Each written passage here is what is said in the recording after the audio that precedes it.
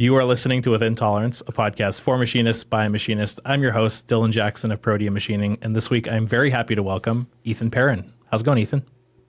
It's going pretty good. I've been really busy lately with a lot of projects. I expected to have a much more relaxed September, October, November. I think that's going, it's not like it's not fun, but it's way busier than I thought. So we're doing all right. Awesome. Well, so for those who don't know who you are and what you do, give us the lowdown. I mean, Zap has mentioned you and Miters West on a few episodes, but I think by and large, a lot of people have probably seen your crazy projects pop up in their Instagram, feeds and just been like, what in the hell is going on there? So give us the lowdown, man. Yeah, at the high level, I'm a mechanical design engineer at Tesla. I've been there for 5.5 years so far, since basically the beginning of COVID. So when I started working here in Palo Alto. And before that, I was at MIT. I got my mechanical engineering degree there, got into Formula SAE. I guess we'll get into the whole life story and build up soon. And then in moving out here, a couple years into it, formed the shop that I have now with a couple of friends. And so slowly but surely, got more acquainted with more people, more machines people, fabricators, other engineers that were sharing on Instagram, joined that community, and then piece by piece talk to different people as I see their content, and that's how I got to know you and the others on the Discord, Instant Machinist Discord especially, which has been a super cool community to be part of. And then in the last 6 months or so, actually had a chance to meet a lot of them in person. More people have been sort of coming to the Bay Area either for open source or other events. And as you've had more guests on, I've been invited to other corners of the conversation, which has been super cool. Yeah, that's awesome. I feel like a lot of people recently probably saw Justin and Zap's stories of ripping around your parking lot in the X Formula SAE car, which was insane. Yeah, it's a lot of fun. Cool. Well, yeah, let's get into your backstory, man. How did you get into all of this? How did you end up at MIT? All the fun stuff.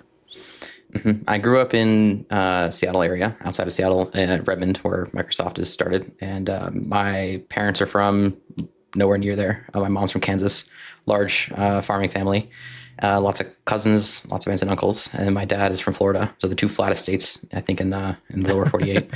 And they both found their way out to Washington, loved it there. I have a younger brother and an older sister. And so growing up outside of Seattle, I get really used to the rain and the weather. I don't mind it at all. If I could live anywhere, I'd probably still be back in Washington State. And my dad's, back then it would have been called electrical engineering or electrical engineering computer science, but back then it was just called computer engineering because when he was going to school, they hadn't invented those degrees yet. And so he basically started his career doing field applications engineering for Microchip and for Cypress, a little bit of biomedical work as well. And so he eventually worked at those companies and Microsoft for a little bit, and then started his own consulting firm. And they basically build a lot of consumer electronics devices. So your paper towel dispensers, your electric toothbrushes, a lot of sort of smaller devices that still need electronics expertise and embedded programming. And then while we were growing up and he was, working on those various things, my brother and I both took a aptitude to that. And so he taught us all about basics of circuits and basics of how to write software. And this is like, Arduino was just about to get started, but a little bit before that. So it was quite a bit harder to learn. But that's sort of the foundation of my dad sort of passing down some of his engineering knowledge to me and then me getting interested in various things. So went to, elementary school, was in Cub Scouts and Boy Scouts. So I had a lot of outdoors exposure, especially being in the Northwest. You can, drive 2 hours and never hike the same trail twice, basically. As I got older, I was more interested in woodworking. We had a shed out back with a large collection of tools, so I started learning how to use those. And that kind of goes hand in hand with some of the outdoor stuff. Built potato guns, catapults. I picked up Make Magazine from my neighbors when I was pretty young. I think it was must have been the third or fourth year they were print. So I started reading that religiously. If anyone remembers, Popular Science used to be super popular. And there was another magazine, I think it's called Nuts and Bolts, that was also really popular. So I read those a lot and just kind of absorbed everything I could. Got really into taking stuff apart and not quite being able to put it back together, which broke more than a few things.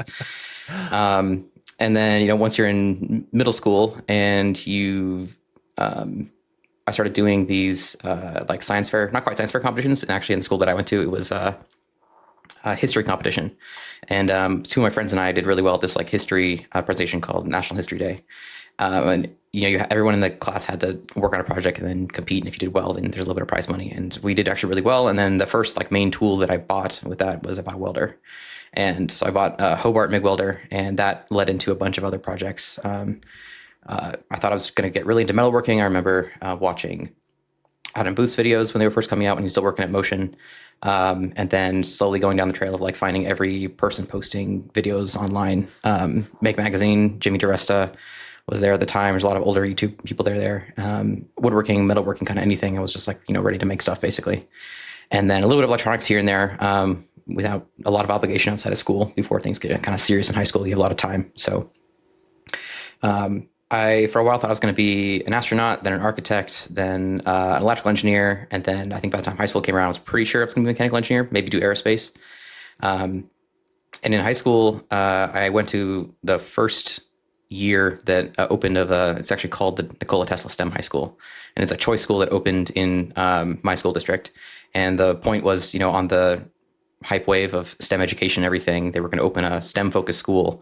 It's a public school that you just get into a lottery to get into. So I was lucky enough to go there. And the year that I started, I was starting in 9th grade, and the class above us was starting in 10th grade. And they would basically build the curriculum and the school out every year. So we kind of, to our benefit, they grabbed sort of the top teachers from a lot of the other high schools in the area and then brought them all to this new school to start it and give us a reputation. And that worked out really well. And then part of it was you do your, kind of core classes in your 9th and 10th grade. And then the thrust of the school was in your 11th and 12th grade years, they have these concentrations that you could go into either biomedical or I think they had a physiology and anatomy. And then there was one about engineering. And so these kind of high school level classes, they're trying to give you a little more exposure to things that you might decide to do in college and for a career. And they also started this internship program, which is like a ultra light version of a proper internship. And so in 11th grade, they partnered with a couple of local companies, and some students would get selected to go. And, for the first one that I did, I think it was at this company called Data.io, and they make like test systems for electronic assembly lines.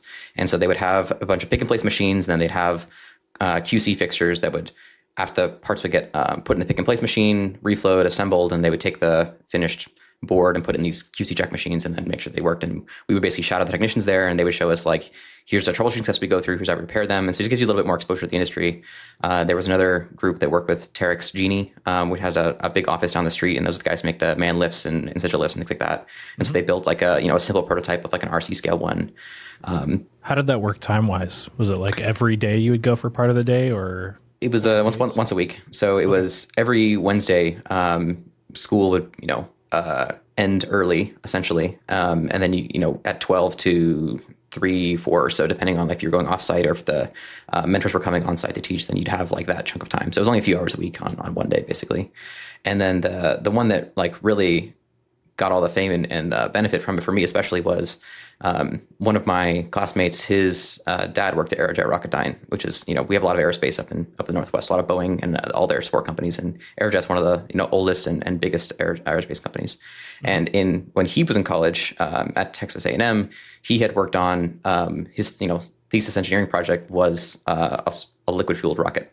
And he and one other friend wanted to build this sounding rocket that would go to 30,000 feet. And of course, like in classic fashion, they didn't come close to finishing it. But he had all the plans, he had all the parts, and he just didn't have enough to get it all together and done in time.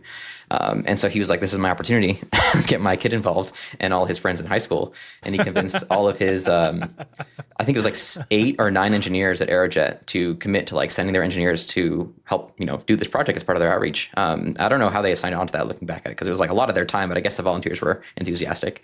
And so we had people that were in controls, people that were in, ground support equipment, structures, and they would all come by and we divide up into groups. This team's going to handle the electronics, this team's going to handle propulsion and engine and then fabrication. And then we'd meet at the school once a week. And then we were going to compete in this collegiate rocket competition as high schoolers, which isn't not allowed.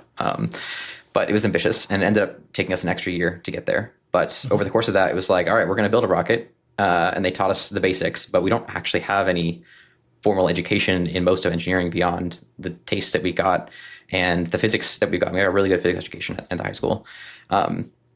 But, I got to talk to people who do this for a living. We were machining the parts basically based on the 2D AutoCAD plans that Charles had drawn up. So we print them out 1-to-1 scale to like fabricate all of the tubing runs. I learned all about like all the fancy fittings they have to use. How do you prepare and properly clean things? We built this whole test stand for the engine. And so like at that point, I was basically spending as much time per week on this project, which was way more fun and way more exciting than my senior year at school.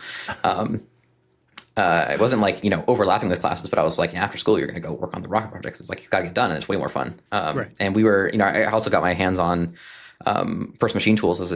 Charles had an old South Bend lathe and drill press, and it didn't have a mill. So we did a lot of stuff by, aerospace parts, very thin sheet metal, rivets, hand carving with a file essentially. And I was already into machining, but there was no, way for me to get access to machine tools yet. We had a laser cutter and early 3D printers at the high school, but not much else you could do. So I dug into that pretty deeply. And I think by the time we graduated, we'd done a test fire of the engine. It was like the main milestone. We showed that like we could build an engine that could fire for 30 seconds and it didn't melt itself or blow up or anything catastrophically. A whole bunch of integration steps that I wasn't handling in between. And then our senior year, at the end of it, we actually did make it out to the competition. And it was a whole ordeal getting 40 students and parents onto an enormous tour bus, basically drove all the way to Utah.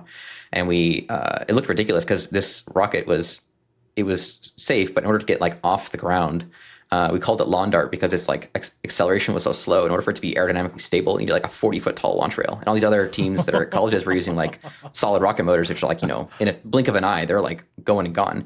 Right. And so we had to erect this 40-foot long launch rail with the truss structure, and then we had to figure out how to pull it up with a gin pole and a truck and everything, anchored in the ground, and we're in the desert, and it's sand, so there's this whole operation. Which I'm sure for the adults was extremely stressful, but for us it was a lot of fun. So we got it all set up, and it's a liquid oxygen and ethanol engine. So for us to plan our launch, there's a lot of logistics involved. And once we fill the rocket, we have a very narrow time window to get it to go off before we just evaporate, and we have to drain everything, and it's much more involved. So unfortunately that year when we launched it, everything was ready to go. The way it was supposed to launch was, in order to save weight on the rocket, there was basically the valves that open and let the fuel into the engine were actually outside the rocket on the ground pad. So we would turn, it was a large, I forget what kind of motor it was, going into a gearbox, and a shaft would be going up next to the engine, and then it would open, and there'd be a little gearbox inside that would open both valves, and then the rocket would take away off the shaft, and it wouldn't leave the launch rail until it had enough thrust to guarantee the engine was firing properly. And if there wasn't enough thrust, then it wouldn't be at enough speed when it get off, and then it would come down ballistic and it would be bad. So we had this tether cable going up to a very small pin, and that pin had to shear just right when the force was just high enough, and the engine fired and the pin didn't break. No. And so I think there was a little bit of a little bit too much friction. The plates that were holding that in double shear were maybe a little bit too tight, because the engine looked like it was firing beautifully, and it actually fired the entire duration, but the rocket just didn't leave. So it was basically an unintentional static fire. And it was further underscored by the fact that the engine didn't melt. It had a single 3 wraps of regenerative cooling around it. And there was an Inconel flame shield, and it just melted right through the Inconel, because it was supposed to last for 1 second. And this 1/8-inch thick piece of Inconel just had a massive hole in it. So that was pretty cool as a consolation prize. But yeah, there's no way we could recycle and try again. That was not in the cards for our logistics capability. So it ended up in the long term of that, we went off to college. But then the next year they recycled, did a little more testing, and they tried again. And not part of the competition this time, but they went out and set up their own launch site, got the window cleared and everything, and then other technical issues happened, so it didn't get off the rail that time. And then I think the third time we just basically called it. And I was second year in college at this point, so I was I'm not going to go back to this anymore. But yeah, it was that was the hook of it, of there was first exposure to serious engineering going on. So hell of a high school experience to be part of, and it was in the right place at the right time for sure. Yeah, seriously. So how did you decide on MIT and get? I mean, especially if you're somewhat distracted your entire senior year on a big project like this, how did you end up at MIT? I feel like a lot of people end up on projects like that, and get to the end of the year, and the college is dude, you have completely ruined any chance of coming here. What are you talking about? Yeah, I mean, academically, I've been always had an easier time in school, so that helped out. And then the school that I went to, we had at our disposal every class that we wanted to take that was an AP class was an option, and it was pretty focused academically strictly. So I was with a group of people that supported that, and teachers as well. So I didn't really have to cut down or sacrifice much of my academics from that side. And then in high school, you start planning to go to college in basically your freshman year. Mm-hmm. Although nowadays they're planning even earlier, which is shocking to me. And most of what you submit to apply to college happens in your junior year. So it conveniently worked out that as I was ramping up in these sort of extracurricular projects, I was kind of tapering off of school at the same time. So the academics were really strong, but I was just at the beginning of, I had put a semester of time to this rocket project, so I could put it on my applications as well, which helped. And at MIT in particular, that you can submit all the normal stuff. They want to know, all the classes you took, all the grades you took, a couple of essay questions, and so on. And then they also have the optional supplements, and that's pretty much how you get into any of these quote unquote higher end universities. Is you need to show that you're above the average person who did got straight A's in school and so on. And so I had the rocket project on there, and then as part of a maker portfolio, I had built a spark gap Tesla coil when I was in middle school as well. And that was actually the only project I can pretty much claim worked the first time I turned it on. And I was equally shocked as anyone else, because it was figure out where to buy these neon sign transformers and the capacitors, do all the wiring, do all the coil winding, and I plugged it in, and it just 3-foot bolt lightning came out. And I was like, wow, that'll probably never happen again. And it was a really fun project. Nobody got hurt. So I put that on there. And then I had, at the same time, because you don't really understand time management yet in high school, one of my friends had, her dad had a old 93 RX-7, I think it was an FD. Mm-hmm. And he had blown the turbo in it, and the engine went with it. And so he still had it in the garage, but he's like, I want to convert this into an EV. And so I guess enough of us as high school students looked competent enough to convince him we knew what we were doing. And so he was like, this will be a great project. And I was plugged into the people doing EV conversions back then, because electric cars, they were around, Model S's existed and Model 3s existed, but there wasn't really a lot of them. And so doing a conversion was still cost effective, and you could make a good car out of it. It's a pretty tenable project. So we started working on that as well. And probably unsurprisingly, we didn't finish that by the time we graduated. But there's a bunch of photos of us completely ripping out and completely clearing out the engine compartment of this RX-7, which probably would make a lot of people cry, because we probably could have just pulled it out much more cleanly and give it to somebody who can actually use it. Right. But I worked on that project as well. And I think the combination of the rocket project that we were starting on, and then the car project and some of the other small projects that I put in there kind of moved me over the line to get approved or admitted to MIT. Accepted. Yeah. Where were you? Where else were you applying to? What were you? I didn't apply to a ton of schools. I think because at this point I pretty much knew I was going to do either mechanical, which is kind of a do everything degree, or aerospace, one of the two. Mm-hmm. So I applied to Olin College as well. It's also in Boston, a much smaller school, but it's super focused on mechanical engineering. And visiting the campus, it's 5 buildings, and there's only a few hundred students, and everyone there is super enthusiastic. They're really focused. Their curriculum's really impressive with what they cram in, and for the size of the school, I think they were founded in early 2000s or maybe a little bit later than that. They're not a very old school, and they had quite the facilities and quite the campus, and actually work with a lot of people now that came from Olin. We have ended up hiring quite a few people from Olin for my team. Oh, wow. So a lot of respect for them, and they weren't far away. So there's a lot of actually crossover between Olin and MIT. You can actually there's some cross registration that's possible and things like that. So that was really attractive to me. And then I also applied to Waterloo, a couple of California schools, Carnegie Mellon, they rejected me, and University of Washington, of course. You want to have a in-state tuition was, I think it was $9,000 a year. It was crazy good deal to go in-state. And so that was a strong contender as well. I've been around University of Washington all the time. A lot of friends went there. My siblings' friends also went there. So it was great school as well. They can kind of do anything at University of Washington that you'd like to do. They have a great program kind of for everything. Mm-hmm. And so we went to go visit the campuses. Me and my dad went, and then Olin does a special candidate preview weekend where you go, I think it's for a day or 2 days. You kind of go for yourself, and they have a whole, 2 days of activities planned. You talk to more of their people in detail. And so I got a really good exposure to Olin, and I got a really good exposure to MIT. They also have sort of a candidates weekend type of thing as well. And I think what kind of moved the needle for me was just seeing the physical size of MIT and the breadth of things they can do and how much depth they have in all those areas. I think it worked better for me to want to go there instead of a smaller school like Olin, just because of sort of the more independence that I had. And like the Olin has a lot of programs, but it's like because there's so few people and it is a smaller school, it's harder for all those programs to get as much funding as they could otherwise. Whereas MIT being around for such a long period of time, it's not as tailored or personalized necessarily. But if you're willing to like kind of steer your own path and take advantage of what's there, there's a lot more opportunity available. So, great engineers come out of any size of school, any condition, but I think MIT was one that sounded like it would fit better for me.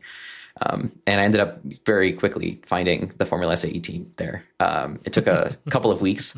There was a few weeks period. I think when you first get to MIT, usually you get there, I think it's like mid-August. I think it's like 4 weeks before classes officially start, something like that.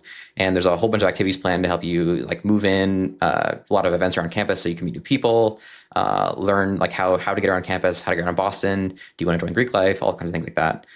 There's like a clubs and teams fair and kind of all the usual things about, welcoming new people to campus.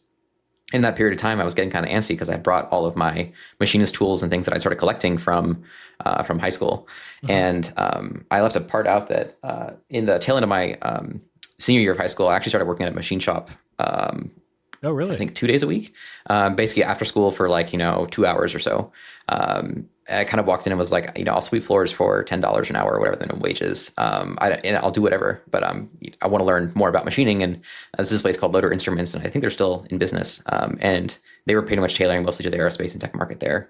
And so they had, that's where I learned about Prototra machines. They had those Prototra lathes were like their money makers for sure. And they had a row of bridge ports, and they had 2 HLVHs and a really big lathe, a Graziano, which is super cool. And they did a little bit of service grinding as well, but it was like a small shop. There's probably 6-8 people there at most, and usually it was like 4 to 5 or so. And kind of an old school machine shop is in the best description of the word. And so I was, helping them clean machines, learn how to maintain machines, and take out the chips and all that. And then every once in a while they'd show me how to make parts, or I'd, help them with something. They teach me about deburring, a little bit of service grinding here and there, just kind of, getting a taste. But most of the learning I was doing was outside of that. So I was like, okay, I'm going to go to college, and then I'll get access to like, the cool tools, right? So I got to campus, and I knew all these tools were there because they want to show you all the maker spaces. I think at the time they were saying like we have like 24 maker spaces on campus in various departments. And some of them were like, very arts and craftsy. Some of them were like pretty hardcore and had, machine tools and a water jet and so on. Mm-hmm.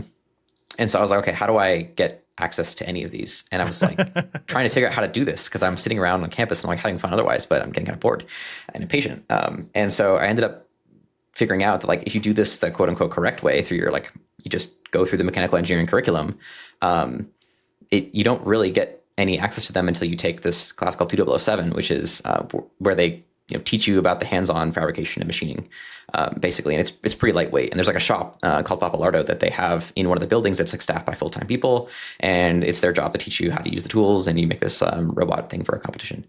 But I was like, that's supposed to happen in like late in your sophomore year at best, which obviously I'm not going to do. So then I also quickly discovered like the rocket team exists and the Formula SAE team exists.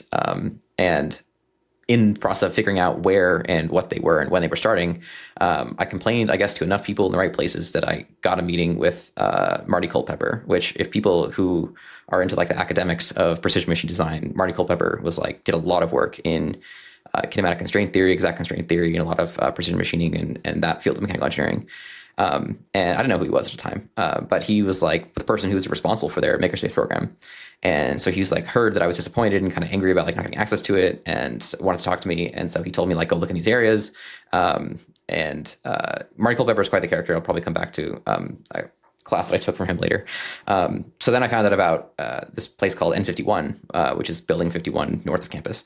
And that's where all the clubs and teams are. And they're supported by this group called the Edgerton Center, which is it's a separate like 501c3 organization that is financially completely separate from MIT, but they are founded and supported kind of in a bidirectional relationship with MIT as well. So all the clubs and teams are underneath their umbrella, and that means that they're not financially related to anything that MIT has going on with like trying to compete for departmental funds or trying to like take money from the departments and so on. Really? And it also means they can help maintain their own facilities, which is nice.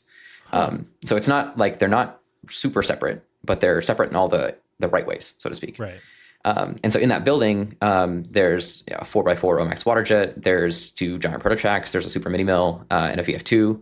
And then there's the solar car team building their solar car in the garage. We had the Formula SAE team in the other part of the garage. The architecture shop was nearby. Upstairs, there was 2 labs on campus that have 3D printers and vinyl cutters and other welding and fabrication tools. The real icing on the cake was that the shop was basically 24-hour access. Like, it wasn't ever closed. Awesome. You had to be part of a team, but and like officially there's supposed to be a person there all the time, and like our shop instructor was there during business hours, but they're not going to lock you out. Like, as long as nobody gets hurt and everybody follows by the rules, there's people who are like trusted, experienced members. And then, if as long as you have somebody else there, if you needed to start machining your part at 10 p.m. and finish at 2 a.m, that was fine, as long as you're being safe. Awesome. And also, the shop wasn't being used for any classwork. It was explicitly only for these clubs and teams. So we weren't competing for time either. We were competing against each other. Like, Solar Car and FSAE have to share this space. But that was way easier to manage between a group of 70 people versus a class that has to run through 300 students in a semester, right? So probably to nobody's surprise, I ended up spending basically all my time there and making almost all of my friends on the Formula team. Just a common story. And all mechanical engineers, all electrical engineers, pretty much the hardcore nature of Formula SAE and people that get really into it, you bond quickly. And we're all the same year, taking all the same classes together. So, we already had a reputation of being the Formula kids on campus that would either not finish in class or skip class and go work on Formula parts and so on. At the same time, I was not ready to give up my aerospace ambitions either. So there was also the rocket team, which was also an interesting club. And so I was doing both at the same time, because as a freshman, you haven't really taken your fundamentals classes yet. So you can't own a lot of really complicated parts or systems on the car or the rocket, but you can help out here and there and you can learn stuff. So I was I got plenty of time. I could take all my required classes and still spend 1 million hours working on rocket stuff and working on car stuff at the same time. So my whole freshman year, I was doing that. And then whenever I was bored with either of those things, there's also this other club on campus called MITers, which stands for the MIT Electronic Research Society. And that club, I came to learn, was even better because it was, there's no strict formation about what you have to do to be a member of the club. It's basically, there's you go down the hall from the Formula student garage, and then there's this other door with a bunch of broken stuff, motors and gearbox and other parts glued to it. It's a very iconic door, and it's right next to the Tech Model Railroad Club, which if you're going an MIT campus tour, the Tech Model Railroad Club is the oldest club on campus, and they have this small scale mock-up of Cambridge and MIT's campus in model scale size. And it's super big tourist attraction, but right next door is MITers. And MITers, you open the door and it looks like you're in the Willy Wonka equivalent of what a prototypical makerspace looks like. There's crazy electric scooters and machine tools and electronics parts just strewn everywhere. And the whole point of the club is that it was founded as for MIT students in the late 60s, early 70s to come and play with electronics, play with early computers, and just kind of hang out. And it's persisted ever since. There's been no formal faculty oversight. And it's the only club on campus that has that status, basically, because it's always been that way.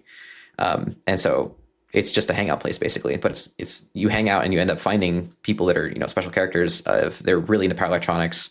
They're really into electric vehicles. They're really into bikes. They're really into X, Y, or Z, and all kind of around this self-guided. I just want to make stuff and work on projects. It doesn't quite fit into clubs and teams atmosphere. It doesn't quite fit into academics necessarily. But people just want to work and make stuff and learn things. And so that's those 3 places between the rocket team, MITers, and Formula is where I spent basically all my time throughout my whole career at MIT. How did you find enough time for all 3 of these? Well, I had to choose rather quickly. Okay. But yeah, I made it work. I guess I didn't have to sleep as much back then, so that helped a little bit. And on the weekends, I was I'll just spend, all of Saturday was shop day for the Formula team. So I was there the whole time. And then when the Formula kids go home, then, walk down the hall to MITers. And then some days a week when we're working on propulsion components with the rocket team, then I, go work with them. If there's any time in the schedule, you find a way to do it. Okay. So I couldn't tell you looking back with, how it seems like I have almost no time now, how I was doing so many other things, but it did work out. And I talked to some students that are still a part of MITers. I'm still part of the Discord server that they have in the MITers community, even after we graduate 10 plus years after. It's actually a pretty close-knit club. There's a lot of people that we still talk to and keep in touch. And there's undergrads now, they're just joining, and I'm wow, you guys first of all, they have yet to learn that there's no way they're going to complete any of these projects they're talking about by the time they graduate, speaking from experience. But also, like, it's something about the people that are drawn to it. They figure out a way to make time, and that becomes your priority. I wasn't doing, nearly as, I wasn't going out and partying. I wasn't doing other things, and that, wasn't as interesting to me as working on projects that I could at MITers or on the Formula team. So that's how that worked out. And then as your classes get harder, you do have to kind of choose where you want to spend your time and your expertise. So I ended up doing less rocketry stuff and pretty much committing all to do Formula SAE. And that's, where I got into battery engineering, really hardcore mechanical engineering with my other friends that worked on other parts of the car as well. And that's kind of occupied all of my sophomore, junior, and senior year. I was working in Formula and then completing my mechanical engineering, other projects here and there. But the community between MITers and Formula SAE is also very close. Like, a lot of people in those same groups, there's people that were members of the MITers Club that were also on Formula SAE, because where else are you going to be able to get the fundraising to work on some like really interesting electronics projects, if not through Formula SAE as well? So like, there's people really into motor controllers, and they would come and work on power converters and whatnot for Formula SAE, because in Formula, like, you have a project, there's a competition, you raise money, and in MITers, you're on your own to raise your own funds. So some things can only happen when you raise $200,000, and then you get to mess around and break stuff that you can't do on your own, which is why draw students, and it works so well. So I had an absolute blast doing that, and definitely made where I am now possible. Like, the mechanical engineering education at MIT is one thing, but there's hundreds of other students that graduate with the same degree that I have on paper, and it's the projects and other extracurricular projects that really make a difference. So I, from the Formula team, learned everything I know about actually operating a CNC machine, actually machining parts, holding tolerances, designing assemblies that fit. You pick up SolidWorks, and you don't technically learn SolidWorks in the MIT education until sophomore year, which is, you can download it, but no one's going to teach you how to use it. Yep. So that's pretty much like starts what I would consider my engineering career, was in joining the Formula team and the rocket team, and like just building and building and building from other students that I could learn from there. And having access to those machine tools and doing whatever with them is also, pretty much the best way you can have it for learning how not to machine parts, how hard you can push an envelope before it breaks, what tools exist out there, what is actually machinable. And from there, once you graduate and go to the real world, you never quite have the same access to what you do as when you're a college student, and your responsibility is a little bit different. So I definitely miss that part of it a lot. Yeah. I think that's a important common refrain of all of my guests who have been in Formula and all of that stuff, is that the extracurriculars mean so much. Like, they really do set you apart, and they create those friendships and connections that serve you so well moving forward. Like, I think everybody who has been on the show, who's been in Formula, commonly points to that as like, oh, this is how I got my job, or this is how I am how I am, kind of thing. And it's not the school that they're at, but it's all of those competitions and working till who knows how late at night on projects like that really educate them. I think a big part of it also is that I happened to be going to school at the right time when Tesla was slow. Like, they had just gotten over the hurdle of like staying alive through launching the Model 3. And SpaceX was already like a well-established company. They were laying rockets like left and right, basically. But they had so much more in the roadmap to go, and they were still hiring like crazy. And most of the people that were at the foundational teams of both of those companies were either from Formula or from Solar Car. And that's people they knew and who they wanted to recruit from. So those people at those companies, they knew enough about what we were doing at MIT, and they go to the competition at the end of every year in June, knowing who they're looking for and why those people are qualified. And that has only grown to this day. Tesla was actually quite late in the game, and they weren't really recruiting for summer internships until like February, and they were a very small team. And they quickly learned from SpaceX, essentially, that like, no, we have to recruit in September for next summer, because otherwise SpaceX will get all of them. And that generally was true, because I interned at SpaceX 3 times, because Really? they were handing out offers in September and October. And I was interested in working at Tesla, but they weren't, like, they would tell you, we're not recruiting until February. I was like, okay, well, that's how it's going to be. So you had all these people that were working on Formula projects in automotive, but they were going to work at SpaceX because, there's plenty of interesting stuff to do at SpaceX as well. And that's just what was available. And so I ended up, going to internships with all of my close friends from Formula. So it's like the party just never ends over the summer either. And we grew to meet people there. And over the course of through the summer internships progressing, I started working in propulsion tests in Texas on the Draco engines, which is all the hypergulls, the little tiny thrusters they use to orient the Dragon capsule. And I didn't really have any, like, I don't have any of my core mechanical engineering education. And so usually they don't hire as freshmen, but I had done this project in high school and I was really involved in formula and they were like, this is enough. And so I was able to like get an internship with basically no college experience, which was pretty cool. That's amazing. And so I wasn't doing any like critical hardcore design, but I was able to learn how to build, fluid control panels for this valve test system that we had to put together, and helping execute testing and do checkouts. I actually got to help decontaminate and help take apart one of the Dragon capsules that came back and landed in Florida. I was there like just the right time, which is super cool. And I just got more exposure to the engineers and what they actually do, which was invaluable. And then the next summer I worked in a propulsion manufacturing role, which was all this, like, I didn't even think about this before, but it's all the chemicals used in Dragon are super toxic to us and to metal. So all of the fuels, plumbing in there with hypergulls it's usually all titanium.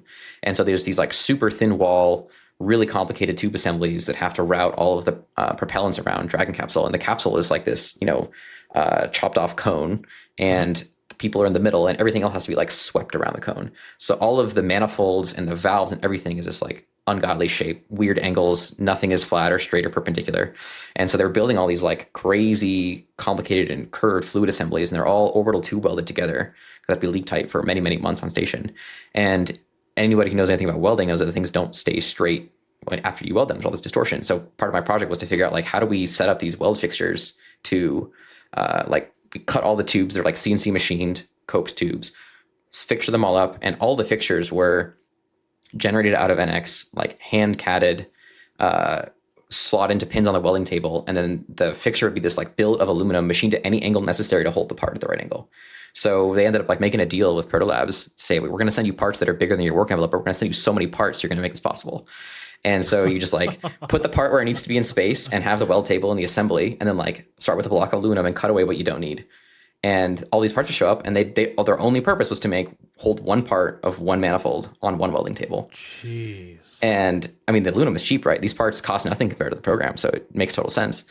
And the trick was, after you weld it, you have to make sure that the part is correct, but it's this weird geometry. So part of my job was to figure out how we take all these laser scan data points and surfaces and like map and orient them onto the CAD model and see how far off they are.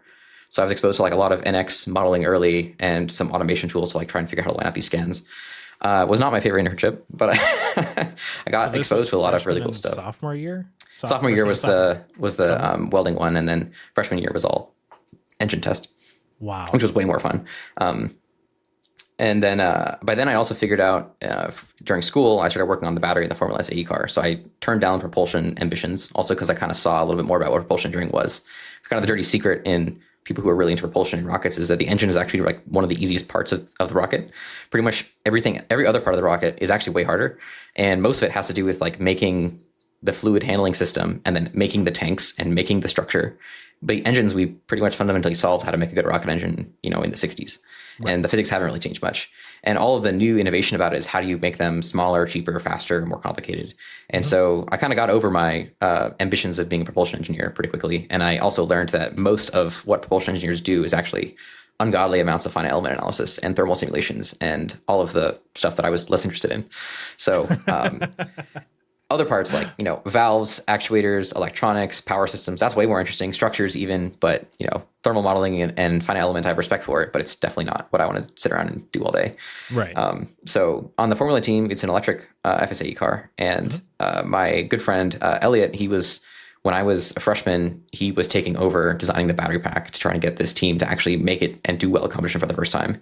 And so I didn't really think about batteries critically until then. I knew about them, knew how they worked and so on. But given the constraints of Formula SAE, it really gives you an avenue to like design to a specific problem and learn about what it means to design like a high performance battery pack, a high performance electric drivetrain.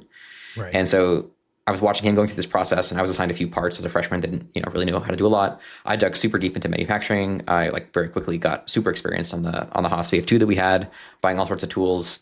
Kind of willing to machine and become the expert on like any part. And just because it was so much fun to operate, learn how to run the Haas, learn how to use all the manual mills we had, the Prototra lathes that we were using there, fell in love with super quickly.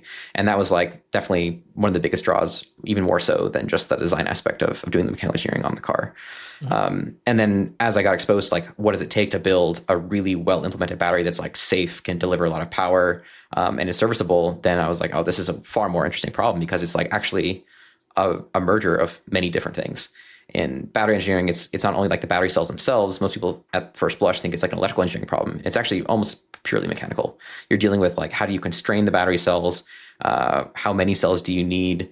How hot are they going to get? How are you going to cool them? And there's a lot of really difficult problems to solve with like, how do you interface parts together? Because the batteries they're going to be sourcing a lot of current and a lot of power, so they're going to get really hot. So you have to use materials that aren't going to sag or get soft under load. When they get warm, you have to deal with materials that also need to be insulating, so that you don't have any kind of shock hazard. You have a lot of connectors and bolted joints and cables and electronics you have to package inside. And so all of those are all like opportunities to design something that's like better than what we had before, and how to solve the problem in like a really elegant way. And so we had a team of 9 people that was working on designing this one battery pack. And it's by far the hardest single system of the car to design, because still to this day, there's no like good resources online for how to design these things. And so we're kind of learning by trial and error and by learning from experts. And so like, okay, this is an unsolved problem that we can tackle, and we think we're clever, and kind of were in some respects. And also gave us like, there's just a lot of parts that you have a lot of creativity to engineer in that. So that's how I kind of got into batteries, and I haven't gotten bored since then, basically. I helped design parts of the battery in that freshman year and sophomore year. And then on my junior year, I led the design of the battery for that year as well. And that was like my basically capstone project that then launched me into getting a job at Tesla later. The battery that I designed and built didn't actually work at all for a couple of reasons. But we still took it to competition, and we did well. And then when we went to the design event at the competition, I talked to the director of battery engineering and 2 other engineers, and that's all we talked about. And it was like, okay, this is going to go well. Awesome. It's so funny because like, if I went into it blind and you had asked me just like, who do you think is doing well in electric FSAE, I would have like immediately put MIT towards the top just from reputation alone. Mm-hmm. So it's interesting to hear that like you and your friend Elliot were like kind of having to push that team to more success. I would have expected a very mature battery program at that point. Yeah, well, we just the full story is that the team had a very strong and reasonable start in doing combustion like everyone else, and then I think it was like 2004 through 2012 the team was all combustion, and then they decided to switch to electric. And at the early days, the team, the garage N51 didn't exist, the machine tools didn't exist, so they were like at a off-campus location, a few guys just trying to get a car together to go compete in this thing, and it got more and more serious over time.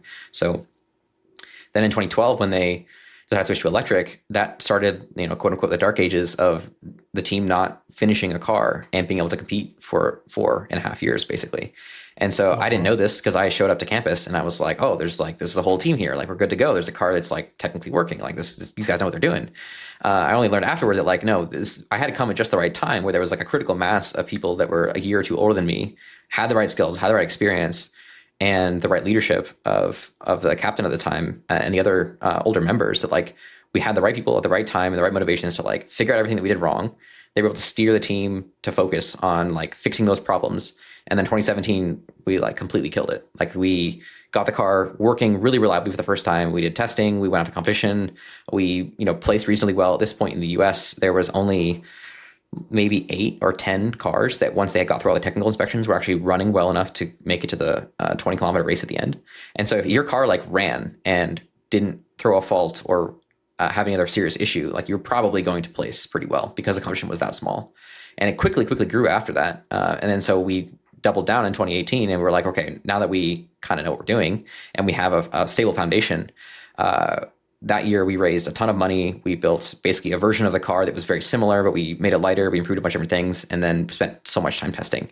And we learned from all the teams that were experienced that like, you just need to get the car done earlier so that you can break it sooner and then fix it sooner, and then it will actually work. And the problem with electric cars is the complexity of the electric car is so much higher than it is for a gas car. And the rule book of the rules you have to comply with, the faults you have to handle, the functionality they're looking for what kind of things you have to be able to detect is so much higher that the biggest issue is getting college teams with enough electrical engineering and software experience to pull that off. The inspections for a gas car might take, an hour or two. For an electric car, it takes, can take a whole day, basically. Not for one car, but because of the way things are structured, it's like there's a long list you have to go through. And if you're like kind of on the line or not able to quickly pass through these things because you're going to pass, you have to go back to your pit, and then you have to fix something or change something the judge didn't like, and then you have to get back in line and you got to wait, and that can just like ruin your whole competition, basically. Oh. And so I was luckily there at the time where it's like we had enough electrical engineers, we had enough software people, and they had the focus and the determination and the skill to like get these problems fixed so that we could actually work on making the car higher performance and more reliable and get our drivers getting more practice. And so we were kind of right there at the right time. And I was just entering the team at that sort of peak season. And I was also lucky enough that it was early enough that COVID hadn't happened yet, because my senior year, I was already, on my last semester by the time the pandemic kicked everyone off campus. So I only lost a couple of months, basically. Right. I was actually able to start my job at Tesla early because I was like, I'm going to be bored for the next 4 months. I have 2 online classes. Can I please start working earlier? Otherwise, I will be sitting at home doing nothing. Right. And not going anywhere. And they said, sure. So I was able to move down early. But it goes to show that like, I didn't, it wasn't all my doing. I definitely contributed to it. But the amount of people that it takes to get this program going is really what set things apart. And so there's actually a lot of universities that you wouldn't suspect that got a really good early start because they had the right people at the right time, and they were really competitive. And it's just a standard issue with a lot of formula teams and a lot of college teams is that whether you like it or not, every year you lose at least 25% of your members. Right. In graduation, right? So yeah, that stable footing of like we have a team and we have the confidence to compete well, and we know that like if we have built a car that can work before, we can do this. I think gave the team sort of the comfort it needed to spend a little bit more time on like guaranteeing we could pass on the knowledge, operating a little bit more like a company almost than a bunch of students trying to get a car to work. Mm-hmm. And that environment also prepares you really well for when you go and work at a real company. In one part because there's usually a lot of people familiar with formula, but also because it's kind of the same thing, except the rules are a little bit different. The money comes from somewhere else. And the engineering is a lot more rigorous, but it's kind of the same idea. Is like you're getting exposure as early as a freshman to you need to have design requirements. There's a timeline for this project, and if you blow the project management, like this is not going to happen. There's so many things that have to go right. And so if you have that head start from formula, like when you start at one of these companies, you can slot in and you kind of adapt things really quickly, and you also learn very quickly about like, oh, I would do it this way in college, but now that, we have to produce a vehicle that's actually safe, we have to follow by these different rules, and this needs to take like 3 months. It can't just take 3 days, right? So you learn that side of things as well. But you get a head start on, everybody, essentially by doing sort of production level engineering work at a age of 19, 20. Right. And then you also get exposure because you are a student. No one's going to make your parts for you, generally speaking. You have to go out and find sponsors. You have to talk to machine shops. You have to make actual drawings. You have to know like how to specify a real tolerance. Otherwise, the parts are going to come back. They're not going to fit, or they're going to be too loose.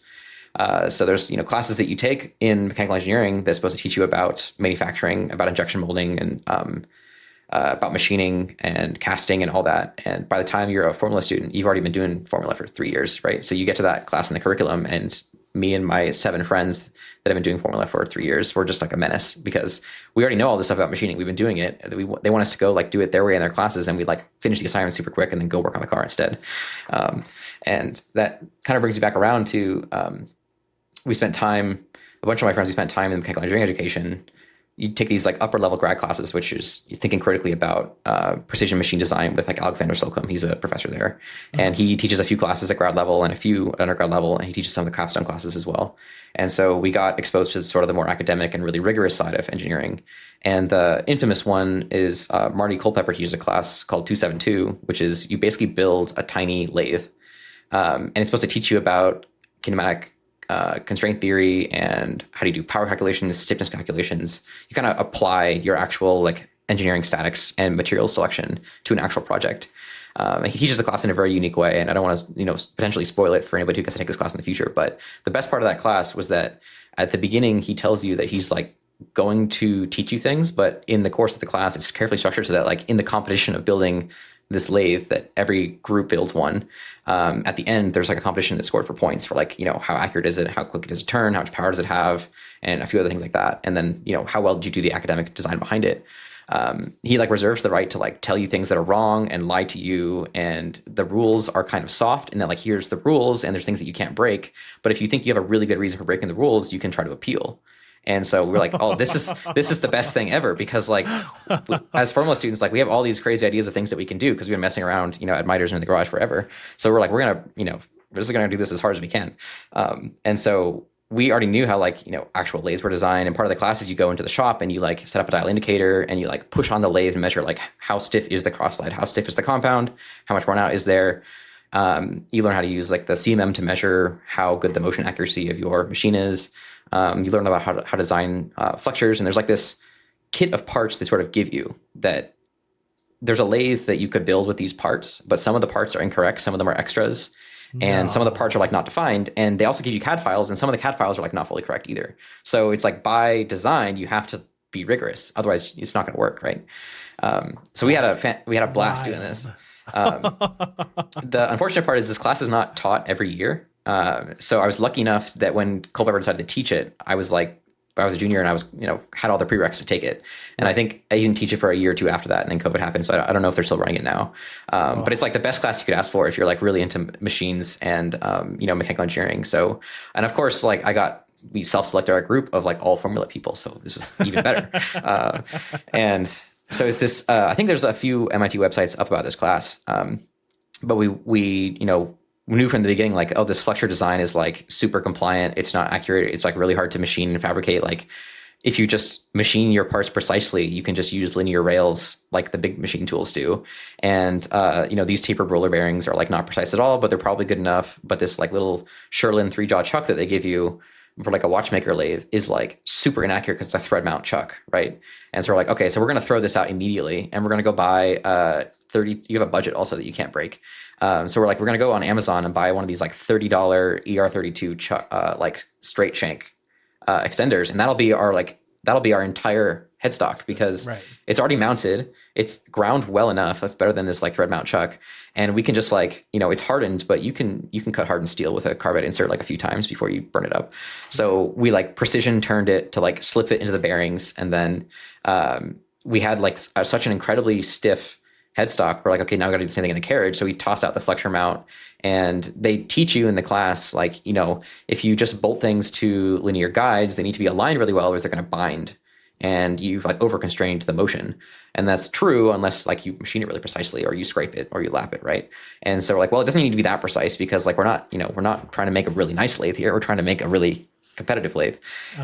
And so we just did a really good job, machining the sort of casting they give you to be parallel enough that like when we put these Amazon grade linear rails on there, that you have to like prove to him is a better design than the flexures he started with. He mounts it all up. And we then did all the calculation tests and everything. And the competition at the end was like this complicated scoring function that was, he gives you a diameter that you have to turn, and you're scored based on how close you get to the size and how long it takes you to do it. And we had put a ridiculously large pulley on the headstock, so to get as much torque as possible, and then just took like an insane cut on this lathe, which had like a first robotic size, must have been no more than like a 200 watt motor, but we were only going at like, 200 RPM or something like that. So you could just take like a ton of cut at once. And we did it in like 3 passes. I think I got within like a couple thousandths of the diameter. And we're like, that's it. And we were done. And it was very funny to watch, because the lathe like made a horrible noise because it was bogging down really hard, but only had to survive for like, a few passes. And we were just like, engineering the hell out of like this one task that it had to do. And we had a ton of fun doing it. We didn't end up winning. I think we lost out on the competition by like a few points for some reason. So we were a little salty about that, but we had a lot of fun, like, proving to Marty Culpeper and the other TAs in the class that like, no, this is better. We have the math to show you. And he would like begrudgingly agree that like, yes, you guys made the right choice, but I had to give you a hard time about it to make sure you knew what you're talking about. So that was like definitely a highlight of the education experience, like getting to go through that kind of project as well. How big are these, like rough size? They have like an inch. They can turn, like I said, their work volume would be like a 2-inch diameter by like 3 inches long. Okay. Yeah, the basic idea is like the body of the lathe is like a round tube of aluminum, and you like slot the bottom and you put a lead screw down the middle. And then the cross slide, instead of being guideways or any kind of dovetails or anything, is a really long blade flexure. So you just get like 15 millimeters of travel out of this flexure. And then to accommodate for like getting the travel of the flexure, to not bind on the lead screw when you're trying to like get the nut to travel parallel with it. There's like this complicated five axis lead constrained nut. They call it the dancing man, that you're supposed to like learn how to do all these parts. But in, looking back and kind of in the moment, you can tell this is like designed by someone who wants to teach you about precision mechanisms. And came that constraint, you're like, it's clearly not designed like a machine tool, because you could buy one for less than this thing costs. It's way better in every way. But the part of the class is you can discover that's the truth, prove to him why, and then he'll let you do whatever you think is better. So we did that with like the linear rails and the call out assembly and the chuck and everything, which was cool. I think there's some pictures of them online. And it's been a class taught since 2012 or so, maybe.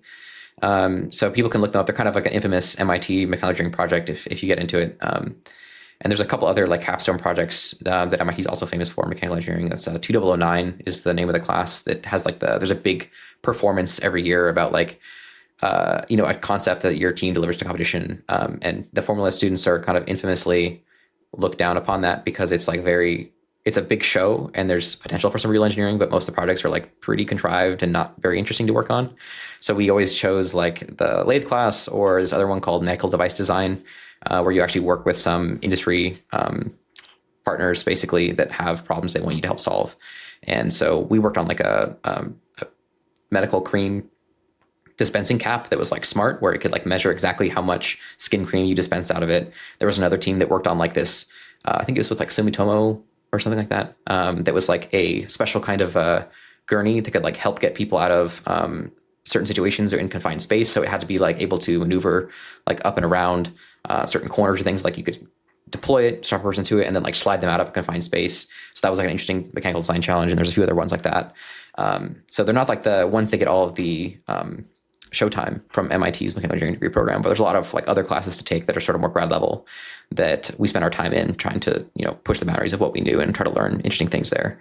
And that just kind of is the group of people that I ran with. Like there's people, all those friends that I make, we all ended up at, a bunch of us ended up at, the various Elon and companies, and the spinoffs of those. Other ones ended up doing other automotive company things from Formula.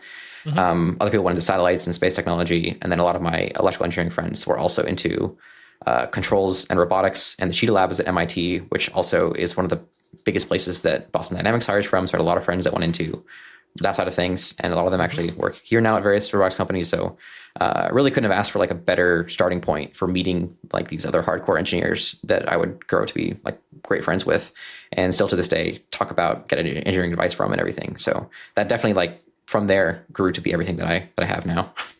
That's awesome. All right. So then, talk to me about getting hired at Tesla. And, you it sounds like you kind of created or forced yourself into that job kind of through Formula. So, how'd that all go? Yeah. So it sounds like you were kind of a shoe-in at SpaceX. Yeah. I was, my last internship with SpaceX, I was actually working on Starship battery before Starship really had the name, I think. I was working with the battery team there because I was like, okay, I'm going to do batteries, but there's batteries on rockets as well. And Starship, we knew that there was going to be a big rocket. And at the time, they were trying to figure out exactly what it would look like. How do you build something this large? And so I was in Hawthorne working with the avionics team that also handled the batteries there.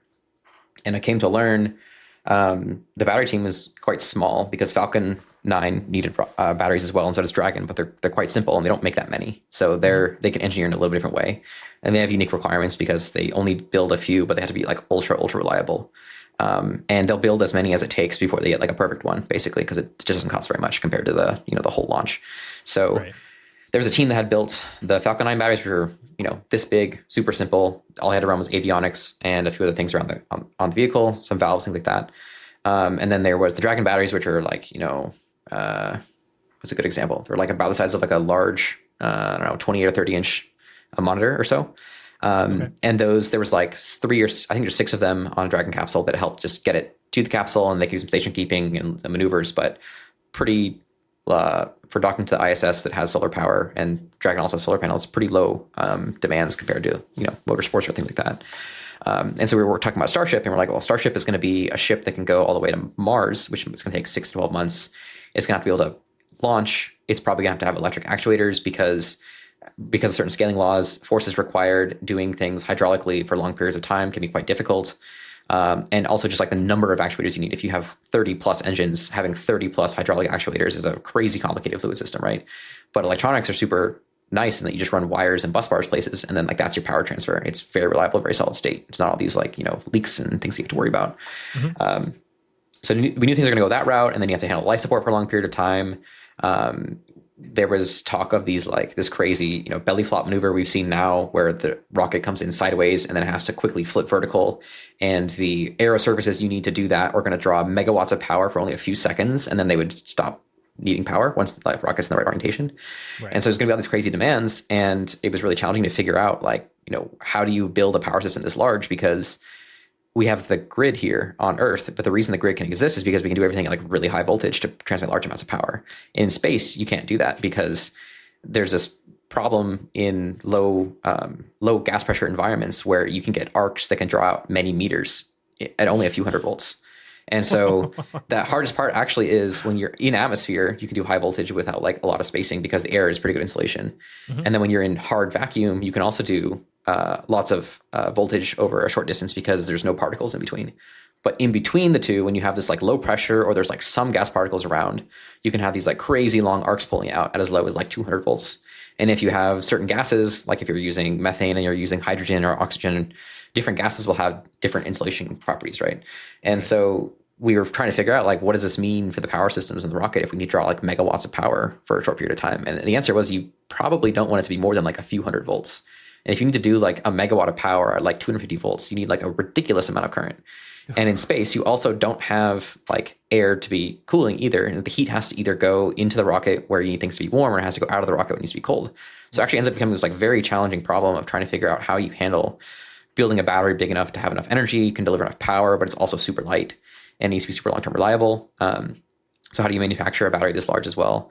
So I was working on like some really early prototypes for those, kind of based around early Starlink batteries as well. So I basically built like an early prototype of like taking a Starlink battery, reconfiguring, like Starlink draws like almost no power. So we like got rid of the current collector bus bars and everything on there, put on this like machined from plate, like 6 millimeter thick aluminum bus bar assembly that I designed. And then I flew up to the Starlink team in Seattle, and they like wire bonded it on.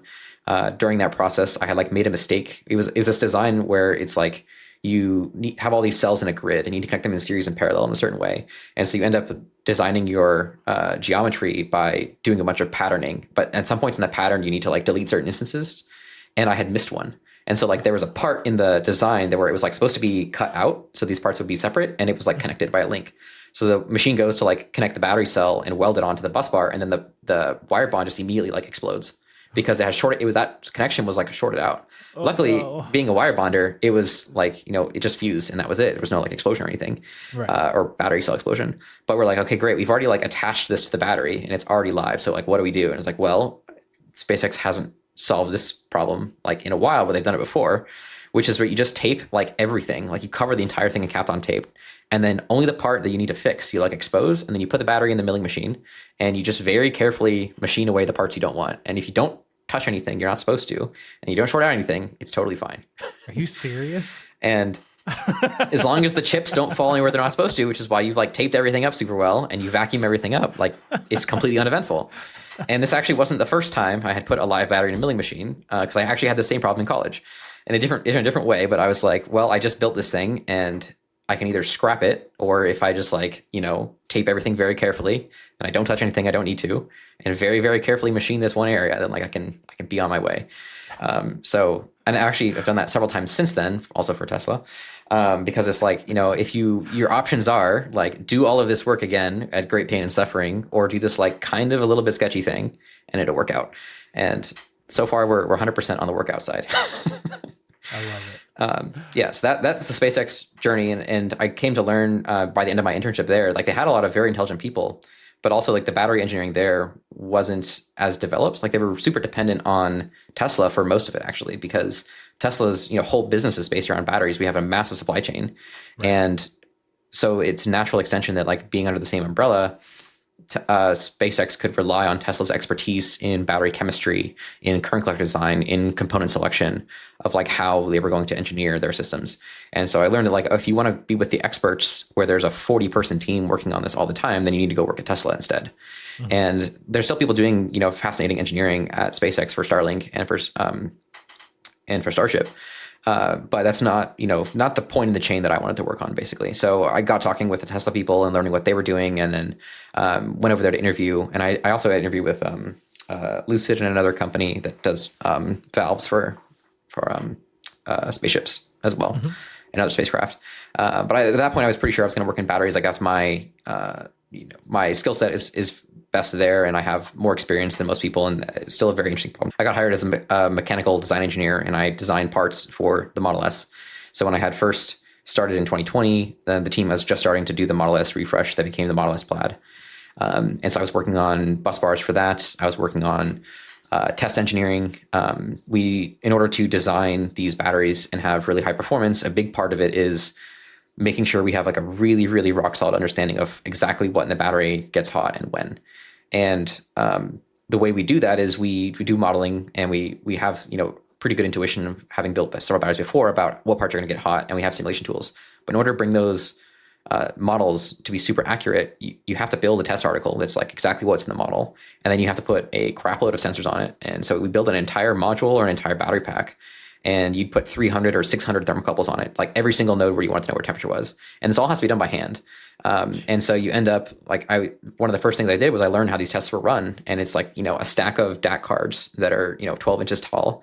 And there's 300 thermocouple wires coming out of this massive bundle, and every single one of them is labeled, and you can't lose the label because you don't know where the temperature is coming from. Then the data point's useless, right? And so I ended up turns out a big part of my project that I didn't know that I was signing up for at the beginning, but I was happy to do it as a new hire, was like figuring out how to make this process consistent and reliable and standardized, so that whenever we had to do a temperature characterization, we could have a build map, and the build map had the same set of instructions that would say like, here's the CAD screenshot. I want a thermocouple here, here, and here, and here. This is the numbering scheme. And then that refers to an Excel table that tells you where it is. And then here's exactly how I want you to put the thermocouple on with this, this tape, this adhesive. Here's how I want you to route the wires, because where you put the wires matters a lot when you don't have a lot of space in the battery to work with, right? Right. So I worked on that process. And I ended up just executing many, many of these builds. And so I got really clued in very tightly with the build team that we had in the lab to build all these prototypes, learned how to do all the instrumentation. I got really familiar with the test team as well, and how they would take the thing that we built and we're like, okay, it's done. Like, give us results, please. And they would have to take our instrumentation and terminate all the thermocouples into their DAC system, do all the calibration data, and they run, they'll run a mock charge cycle. They'll run a discharge cycle. They'll make the battery think it's, doing a lap around the Nürburgring or Laguna Seca or something else like that. And so they can run through all these simulations, and then we see the temperatures in the sample, do they match exactly how we think in the model? And usually they differ by a little bit. And then you calibrate like, oh, there's actually a little bit more thermal mass here, there's a little bit more thermal conductivity here. So you tune the model to be dialed exactly. Mm-hmm. And once you have that done, the cards we actually sell don't need to have hardly any instrumentation in them, because the model is so accurate that only measuring a few temperature and a few points, then the car knows exactly how hot the hottest and the coldest parts are inside. And so it's able to use that model inside without having to measure everything directly. Smart. And not only that, but it also tells us like, oh, we don't need as much material, on this end of the bus bar, because there's not as much car going through, so it's not getting as hot. So a lot of the bus bars I was designing, we were trying to figure out like, we need to remove as much material from this as possible to save a few dollars here, a few dollars there, and also save some space.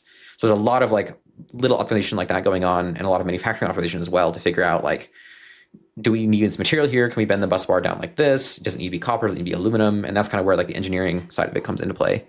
So I started doing the testing, and I was designing the bus bars that are inside the battery pack that connect the modules together. And then that actually was the last part that I ever designed that went into a production product. So my title since then has deviated a little bit. Like on paper, I'm still a design engineer. But I very quickly found myself like in this niche of having to solve problems related to testing or new technology development that were unrelated to like what we ship in the product. And so it's what we traditionally called like more of an R&D role, or not quite test engineering. It's kind of a little bit of both, where I worked on a lot of like prototyping skills that we needed to have for building certain kinds of test mules and other things to develop like new technologies. It's kind of vague wording, but it's been like large collection of like various projects since, basically the last 5 years after that first design job that I had. So, wow. And a lot of it comes from like when you're on Formula, you got like, there's no test team, right? Like you just do all parts of the job. And so I had that experience. And so I could kind of figure out, how would I do this? Do we need this data set? Here's how I would do it.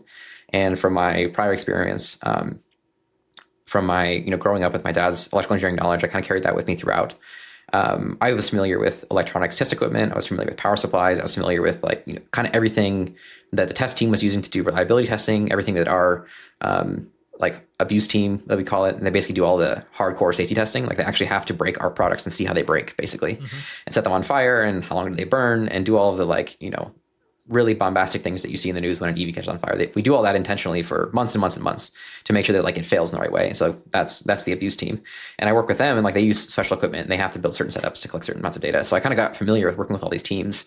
And now I'm in a position where having experienced all of these things and also having a lot of prototyping skills from Formula, and then also like the ability to sort of pick up on what I need to learn quickly, puts me in the position to best pursue some of these projects that my team come up with, where it's like, it would be really great if we knew about like this manufacturing technology, or we really have this like pain point in the lab, or it takes a really long time to manufacture this. Like, can we buy a machine, or can we find a machine that can solve this problem for us? And then I would go out and try to solve that problem. That's like an amazing job. It is. It's not without its own challenges. Like a lot of the projects and experiences like in between are absolutely type 2 fun. I've been working on a lot of projects that it's like, this is going to suck for the next 3 months, but it's important and it's like interesting in sort of indirect ways. So like I'm willing to do it. One of the early ones that I worked on was like we were working on this new cell manufacturing process for our in-house battery cells, and one of the teams just needed like a lot of help with this like one problem. And so people from around the company were going to help them. And it didn't like sound that appealing, but I was like, okay, this is a good excuse to go learn about how battery cells are made. Like we kind of treat the cells as like they show up to my team and we have to integrate them. But this is an opportunity for me to go learn, how is it actually made? Because it's kind of it's not really a super strict wall, but like we don't have any other reason to interface with the people that work on the other side of the fence, so to speak. And so for 3 months, I was like on a totally different schedule, not paying any attention to what my team was doing, but I was embedded essentially with the manufacturing team, and they were handling, raw materials processing. How do you move this like very delicate powder material from the loading dock room where they ingest it into the mixer, and then go from the mixer into the clean room where it gets processed? And it was like this exposure to a totally different set of problems. And that kind of, cemented for me that like, if I continue to work in this capacity, I can learn a lot more about other parts of this company that I wouldn't otherwise. And, I guess to be also blunt, like I learned pretty quickly that the design engineering job wasn't as exciting as it could be doing other things, essentially. It's like it takes a very particular skill set to take owning this part design, not only engineering it with rigor and through its entire life cycle, doing all the testing, working with the manufacturer directly, because all the engineers at Tesla, there's nobody in between. Like we talk directly with the companies that are going to be making our prototypes, going to be making the production parts, and we talk to their engineers as well. It's very transparent that way, and it works very well. But it takes that takes place over the course of, it could be 2 years or more, and it requires a certain level of diligence and dedication and expertise. And that like I was kind of diverging from that path of wanting to do that and having that particular set of skill sets. So like some certain areas of design engineering, I was like really good at the early phases, prototyping, testing, execution. And then other phases, I was less enthusiastic about doing, like managing changes and managing, we're really close to launch. We have to do all this reliability testing. There's like these small issues that weren't as fun to work on. And that kind of wears on you after a while. And so it ended up kind of not being my forte, so to speak. And I really wanted to do more of the like early phase prototyping stuff. Which is common, like in university and in Formula, you're doing stuff that's like mostly based on what you can actually execute. And it's prototyping and it's fast, and that's not quite what it's like in the real world. Like we're designing parts with expertise and executing those parts. We're operating at a really high level of like, we're pushing the limits of engineering, but it still takes, a certain level of experience and attention and detail that like, we're not going to be talking about the excitement to go down to the mini mill in the garage and like machine this prototype. That part comes, but it quickly ends when it's like, we have the design. Now we need to get this thing mass manufactured, right? And so it's actually, I think, takes some learning once you're in the real world. It's like everyone wants to do the early prototyping, but there's big parts of it that are kind of not what it sounds like. Is a lot of it is like research. A lot of it is doing the hard testing. A lot of it is like really weird problem solving, tough logistics issues. It's kind of a not for everyone job, in the same way that like doing this design engineering role and owning parts of the vehicle is kind of not what it sounds like either. And I had to learn both of those things like pretty quickly. And luckily I was able to find a role that worked for me long-term in like filling this prototyping niche well. And so I've been able to work with that since, in the last 6 to 9 months or so, I've been trying to sort of formalize that role. So we'll see, we have some plans in motion to try and see if like, can we make this a team that I would work with to try and, expand this as the company gets older. We need to, think more seriously about like we can't keep using purely existing technologies in order to push the boundaries. We need to have basically more in-house research, more akin to things like you would see at a university. And that's been a whole different culture of like in engineering, there's a lot of you work with what you have, and then like pretty quickly you run out of any kind of prior art and you got to figure out how to do things a new way. And it's same in manufacturing as well. And it's the same in material science. And I think it takes a while for people to realize like, yeah, we don't have a choice if we want to keep moving forward. We have to keep working on that. Right. But I think to bring it back to, I guess, the timeline of the story, in 2020, we were all, I was living down here with 8 other friends from college in this like huge suburban house that we were all cooped up in. And I had enough friends that were from MIT, and we had all come from MITRE's race car team or similar. And we're like, okay, at some point in time, there's clearly going to be enough of us in one place that we can like replicate the experience. It's just a matter of like when and like where can we do it? So a couple of my other friends already went to work at Tesla, and the other half of my friend group all worked at SpaceX. Unfortunately, SpaceX people are down in LA or up in Seattle, and all the Tesla people are in the Bay Area, so we're a little spread out. But then I had other friends, Peter, who is working at PsiQuantum, and he had finished his PhD at MIT about a year and a half overlapping with me getting there. Okay. And then we had a few other friends in the MITRE's community that had gone to work at Boston Dynamics, but then were thinking about coming over here. And then Peter knew some other people in like sort of the expanded universe of his network as well that were of the same flavor of like older people who were at MIT before me and other people who had gone to RPI and other universities that these people kind of found each other, so to speak. And they were all in the Bay Area working on like chip fabrication and semiconductor and things like that. And so I got to know John McMaster, who's the other person who helped like start the space, and then our other friend Bailey. And so the 4 of us who were like, okay, we're all interested in having like a makerspace type thing. We also all have full-time jobs at tech companies, more or less. So we have money that we could invest in this. And geographically, like San Jose is about the right place where it's not too far from any of us. And so we needed like a few more people to get enough money to basically figure out how much space we could get. And so I found some like-minded friends at work. And I was like, you guys, I know you work here, I know how much you get paid. So like, you can definitely afford this. And also you are interested in this as well because of the conversations we've had, like complaining about things at work. So roped all of those guys in. And I think we had a crew of like 7 people to begin with or so. And we like found this business park that had like an open unit. And so we have a 2,000 square foot space. And if we could cover the rent of like $4,500 a month, then it was ours to do with whatever with, right? And this is pretty much as good as it gets because Peter had his setup in his garage and his home lab doing optics and electronics. And then I had my 1 car of our 3-car garage. I had crammed a Monarch 10 EE in that I bought. It's literally like the same month that I moved to California, this thing popped up and I bought it immediately. And then I was looking for a mill, and I had this like large, it's basically the biggest benchtop mill you could get. And I had that in my garage as well. And I started, collecting tools because it was COVID. So there was a lot of companies that were folding, and this is the best place on the planet for industrial auctions. So we started picking up all kinds of stuff for cheap. Dude. You live in the Mecca. It's amazing. Pull in. I'm like, you got to be kidding me. So, and companies were shutting down, other companies were boosting up. So there's a lot of turnover. And so there's like 4 auction houses in the Bay Area, and they just like, every single week, every month, they would have these like crazy auctions. And so, for $300, you could go and pick up like a basically new Lista cabinet. And luckily those deals are, well, I guess unluckily they're not around anymore. And a lot of this stuff is biomed, it's semiconductor, it's startups that were doing things that were very terrible ideas, but they had already spent all the money on like a brand new, barely powered on DMG Mori, right?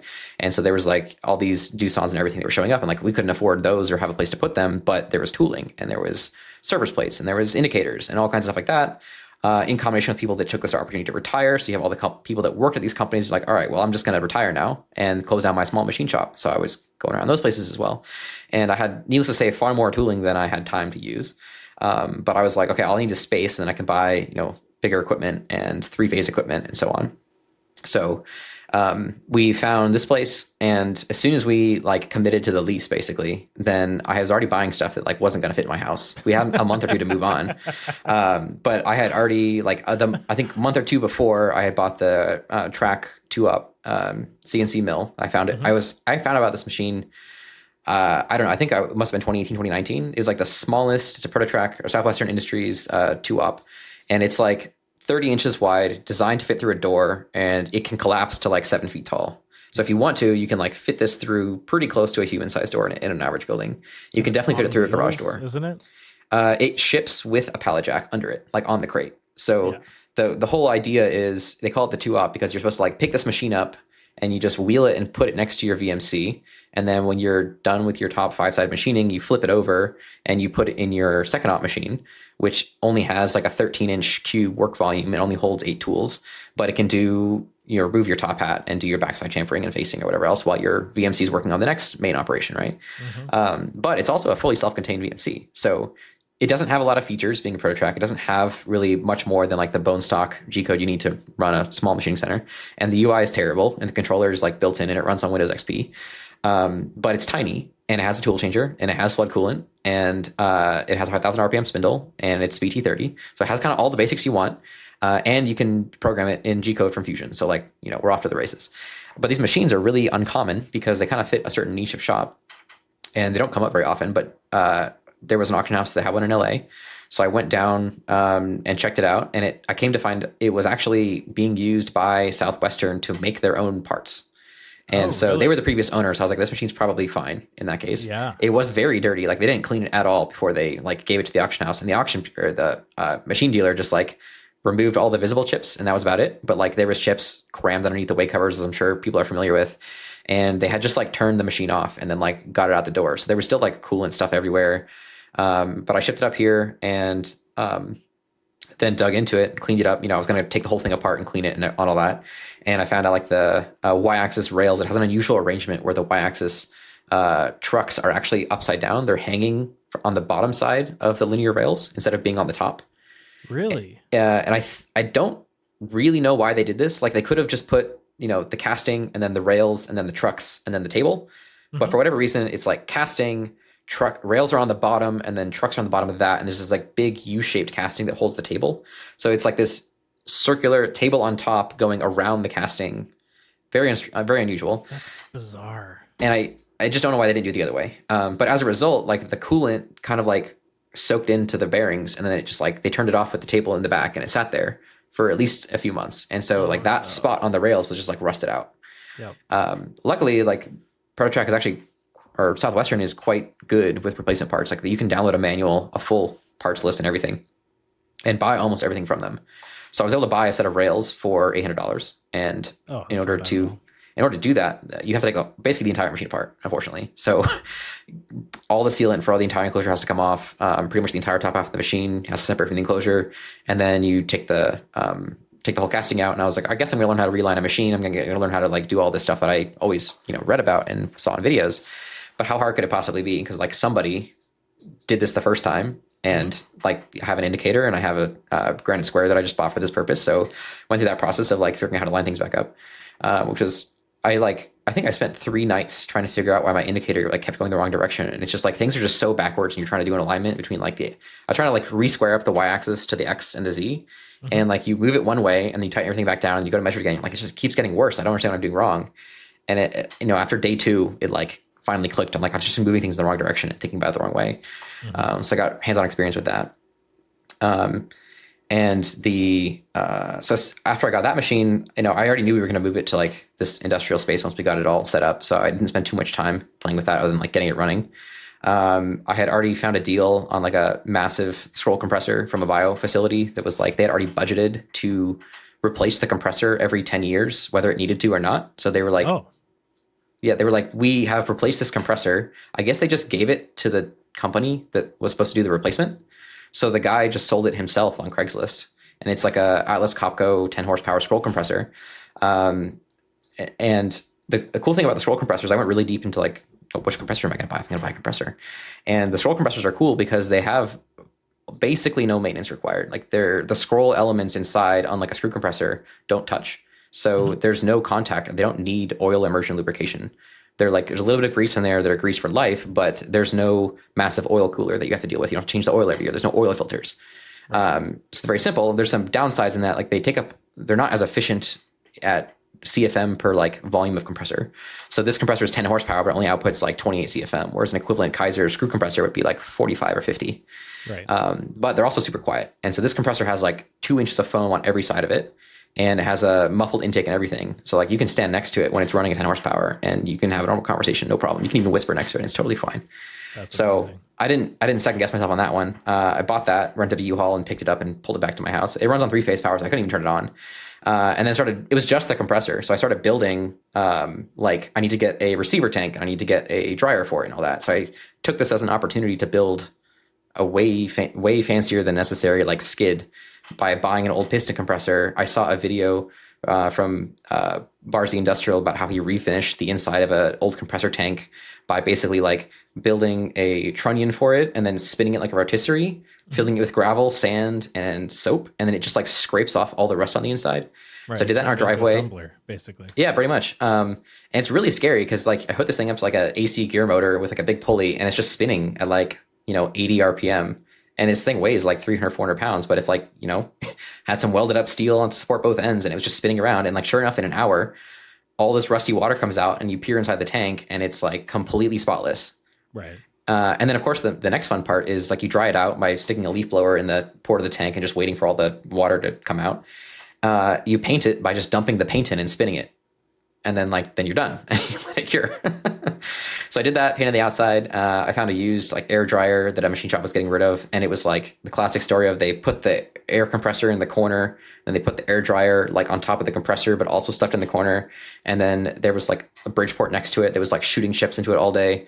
So the intake fan or intake radiator was all like bent over. All the fins were bent over, and it was like a little bit of oil, a little bit of coolant mist, and everything was like caked it up. But I cleaned all that out and wasn't too complicated inside. I like pressure wash it and like get the fin rake tool to like bend everything back together. And then built myself like the last compressor I hope I'll ever need to buy. And while I was going all the way, I was like, well, we might as well make this even better. So I researched like what filters do you need to make this like breathing grade? So I bought all the filters I needed. So now this is like optical quality breathing grade air that you could get, which is perfect because Peter set up a laser lab across the room over there. So he wanted to have air to, purge all of his optics cabinets and everything like that. So that was the start of it. And then a month later, we finally had the space like ready to move into. So I can't believe you only have 2,000 square feet with all the stuff that you've shown. It's dense. I assumed it was like at least 3 or 4. Like that. Well, some days we wish it was. Wild, I can tell you that for sure. Yeah. So to go back to like the shop story, so we had enough space, and the way it works out is it's like kind of a private makerspace layout is kind of how we say it. So all we have to do is make sure that there's enough money coming in to pay for the rent. And so you look at the building and you're like, okay, we bought technically 1920 square feet. Mm-hmm. And so we're like, how many square feet does each party want? How much are they willing to pay for? And then we lose some of it to what we call common space, which is like bathrooms, walkways, doors. And we started doing the math of like, here's how much space everybody wants, here's how much they want to pay. And it was all adding up because like we didn't have, the totals weren't coming together correctly. Like the amount of space we were measuring in the rooms wasn't as big as the space total of like 1920. And we realized when you pay for a building, you pay for the outside size of the building. The walls aren't included in like that, or they are included in that tally. So like if you have walls are all around the outside, and you have the interior walls, and then you have the sweep for the doors and everything, and like you pay for 1920, but the amount of free space is actually more like 1600 or so. Which is like, okay, fair enough. We can work with that. And so we divided it all up, and people found like, oh, this area, these are offices. It's a double unit. So basically like one side is a completely open warehouse. And then the one next to it is connected to, it has like a front office reception area. And then there's like 2 enclosed offices and kind of an open area in the back where there was probably just a bunch of desks. So we set up like, Peter wants a lab for his laser equipment and other optics equipment. So he has that one office. John wanted a office for his, all of his chip application stuff and his wire bonders and so on. So he took the front office, and then the front area entryway is like a triangle. It's kind of useless. So we put a couch in there and covered up the windows and have a shelf for all kinds of, auction stuff that we buy. And then the other areas, like we needed electronics benches in the middle, we needed a kitchen area. And then some of my friends took the main open space to work on their electric bike project. And in the warehouse, I have a section for the my machine tools, which is, going to be shared by everybody. And then we had a corner set up aside for the Formula car. We'll come back to that. And then another group of people wanted to do like a potentially an EV conversion and work on a robotic arm project and other things. So we had all the space accounted for, all moved our stuff in. And of course, it's a blank building. So like, oh, great. All right, it was already into air compressors. So what do we buy for distributing air? And what do we do for distributing power? And how do we paint the floors? And what are we going to do the lighting? And at this point, I'd already been listening to your podcast, and I've already been seeing people on Instagram of like, this is what you do when you want to build out a shop, right? So we put in, like 4 kilowatts of LED lighting, all the big UFO lights, because we have 20-foot ceilings now. And then we had to get a sub panel put in because we didn't have enough 3-phase power. So we moved over a big sub panel so we could put in like 30 more circuits. And then we ran trunking along all the walls. There's 3-phase everywhere. We put 1-inch fast pipe along the walls because there was a shop near Oakland that was like downsizing. And so we didn't have to buy, we were prepared to budget up front to buy, 3/4 inch or 1/2 inch fast pipe. But they were selling 1 inch for the same price, but just used. And we're like, okay, well, obviously need to take that. Sold. Yeah. Do we have like 20 machines running? No, but why not? Right. So we put that in, painted the floor with like the cheap Home Depot, not actually epoxy paint, but it's fine. Found ourselves a forklift and some pallet racking because we were like, we're paying for all of the square footage, but the cubic footage on top of that, you have to consider as well.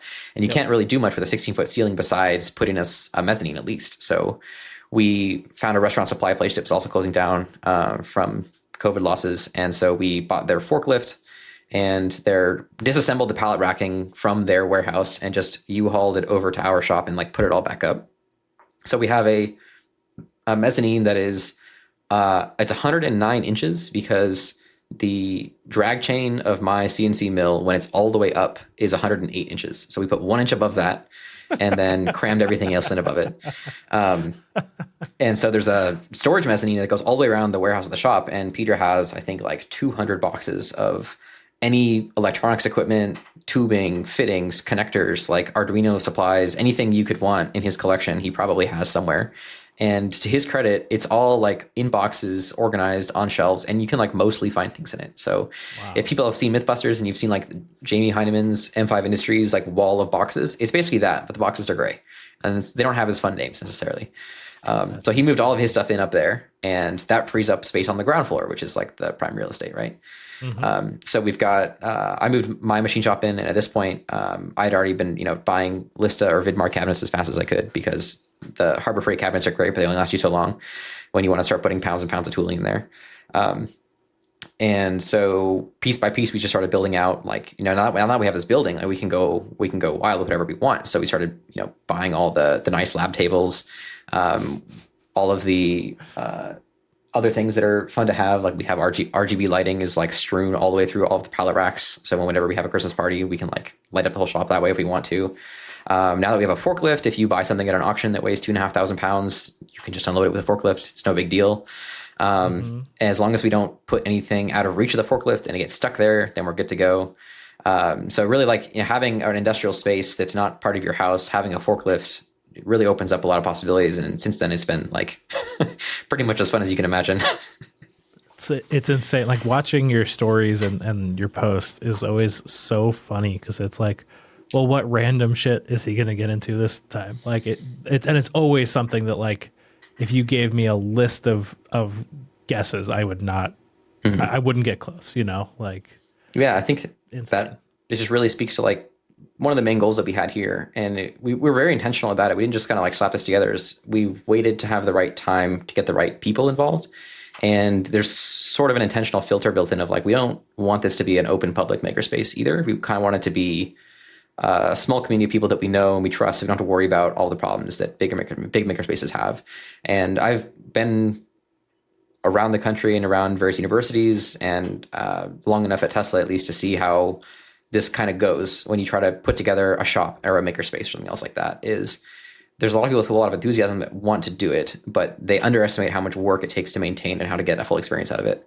And from being at MIT, being in the Formula workspace, being at Miners especially, which is basically a continuous makerspace that stayed alive since the 70s, and seeing other makerspaces at MIT come and go. There are some infamous, like really big makerspaces that try to be commercial, like Tech Shop, some people might know of or remember. There's another one in Boston called Artisans Asylum that was sort of a similar model. And there's a few makerspaces around here that are still sort of trying to be either partially commercial or nonprofit. And they're just really expensive to run. Like people vastly underestimate how much time and money it costs to do it. And so what we resolved to is we don't really want that. We don't want people walking in. We need to like raise the threshold so that only people who can quote unquote buy a stake in our shop or space are serious about it. And they're going to spend time here. They're going to hang out. They like are a good culture fit. They're interested in machining. They're interested in electronics. You know, they want to work on projects here. And so that's kept the group small. It's kept us all like, you know, staying friends with each other. It's just been, you don't invite people in that we don't get along with to begin with. And it also means that we don't have to worry about like managing members and doing training. It's like, oh, if I want to learn how to use, you know, this power supply or other equipment that Peter has, or I need his help with something, like he can teach me, and then he's confident that I can go use it. I'm not going to break anything. Or if I do break something, then like, you know, it was me. It wasn't some unnamed, you know, person who came in, broke it, didn't tell anybody, right? So we have to work day jobs, and we have limited time to work on our own projects. So we don't be managing a group of people that way.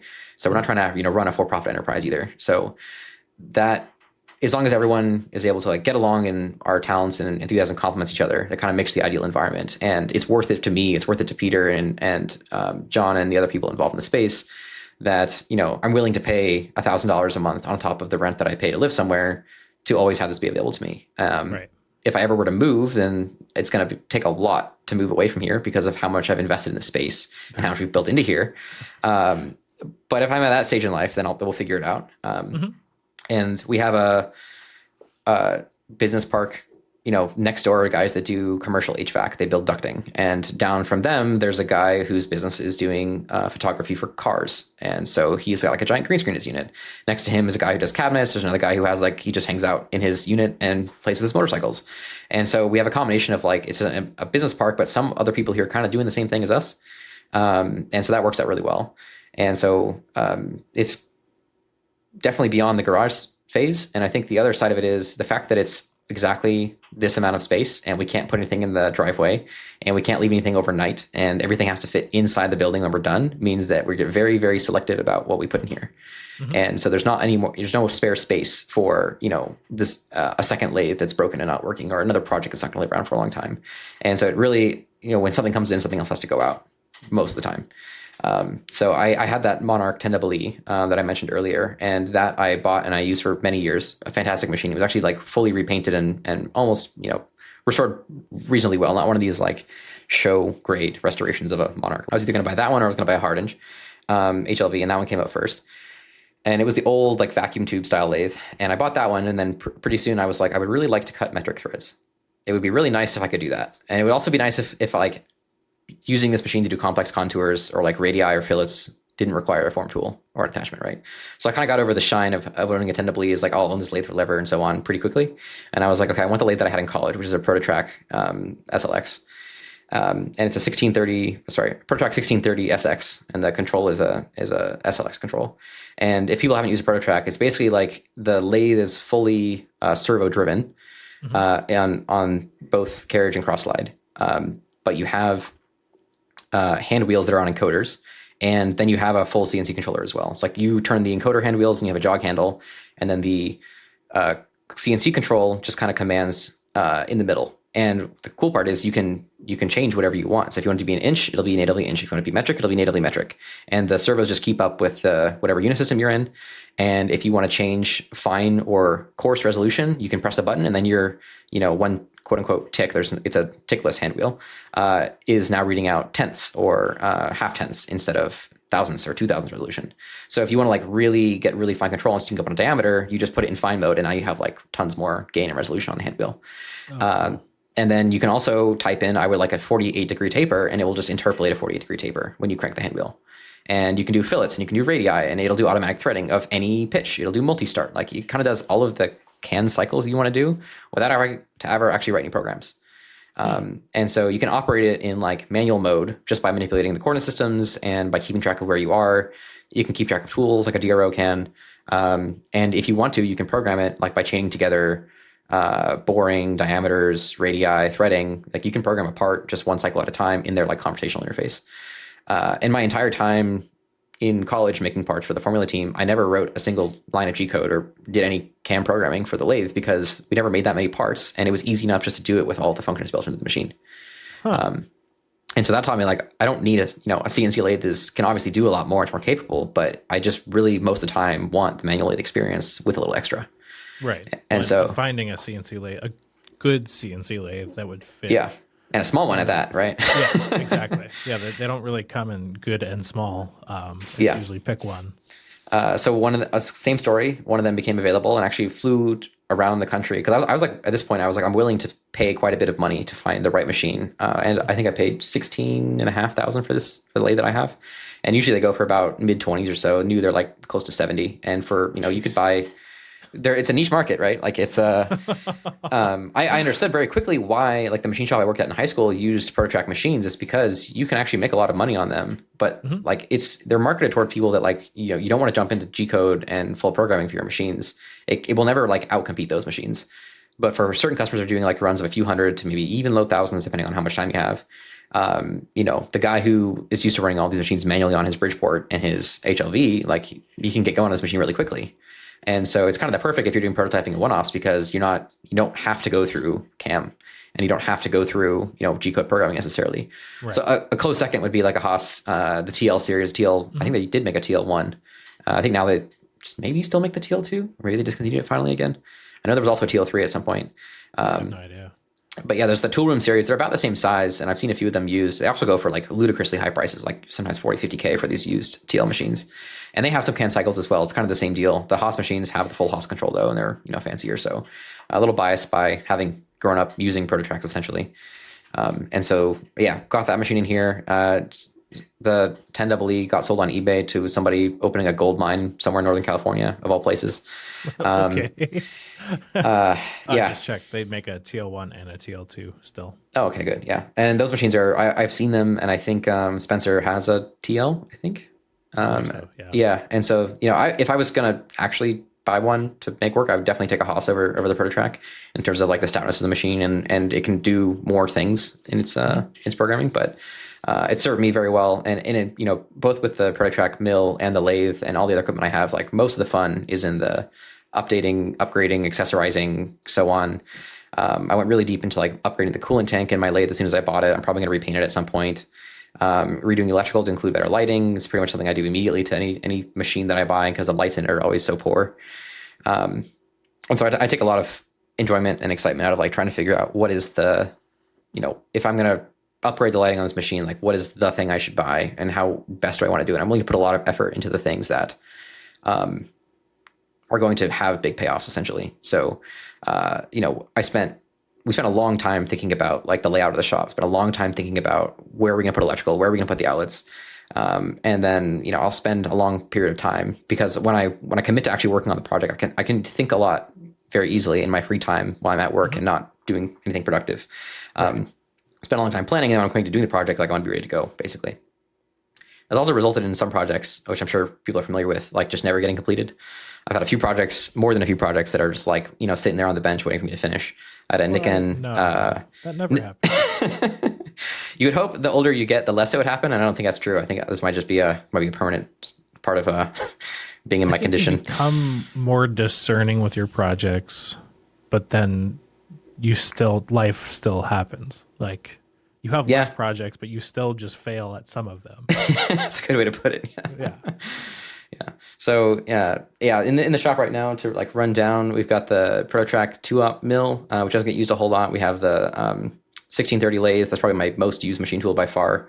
Just seems like more things come up, need a mill than anything else. And then we also have it's pretty close to a Prototrack mill that people might be familiar with, like that Robin has, but it's it's a sharp sort of extra large Bridgeport, like the 10 by 50 table. It has like 17 inches of Y travel. So it's like a really deep knee. And it weighs like 3,000 pounds. It's like a really heavy machine. I need a stool to use it most of the time because you can't reach all the way to the top of the machine otherwise. And that has a 2-axis mill power control on it. So you can do like pocketing and contouring and everything else.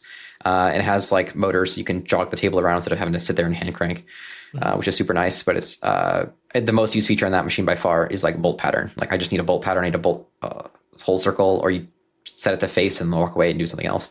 Right. So manual Bridgeport, basically, we use that all the time. And then I haven't really gone beyond that. Like refused to get a grinder of any kind, one for the mess, and because grinders, although exciting and let you do a lot of things, they come with all of their own special tooling. And I actually already have a fair amount of surface grinder tooling that like, how could I not buy it at this price from auction or whatever? But like the grinder itself, like when I'm going to get into the grinding, I'm going to probably, that's going to come with a whole other amount of projects and work and so on. And so I'm holding off on that for now. So you mentioned that like you need to bring in enough money to support Miters West.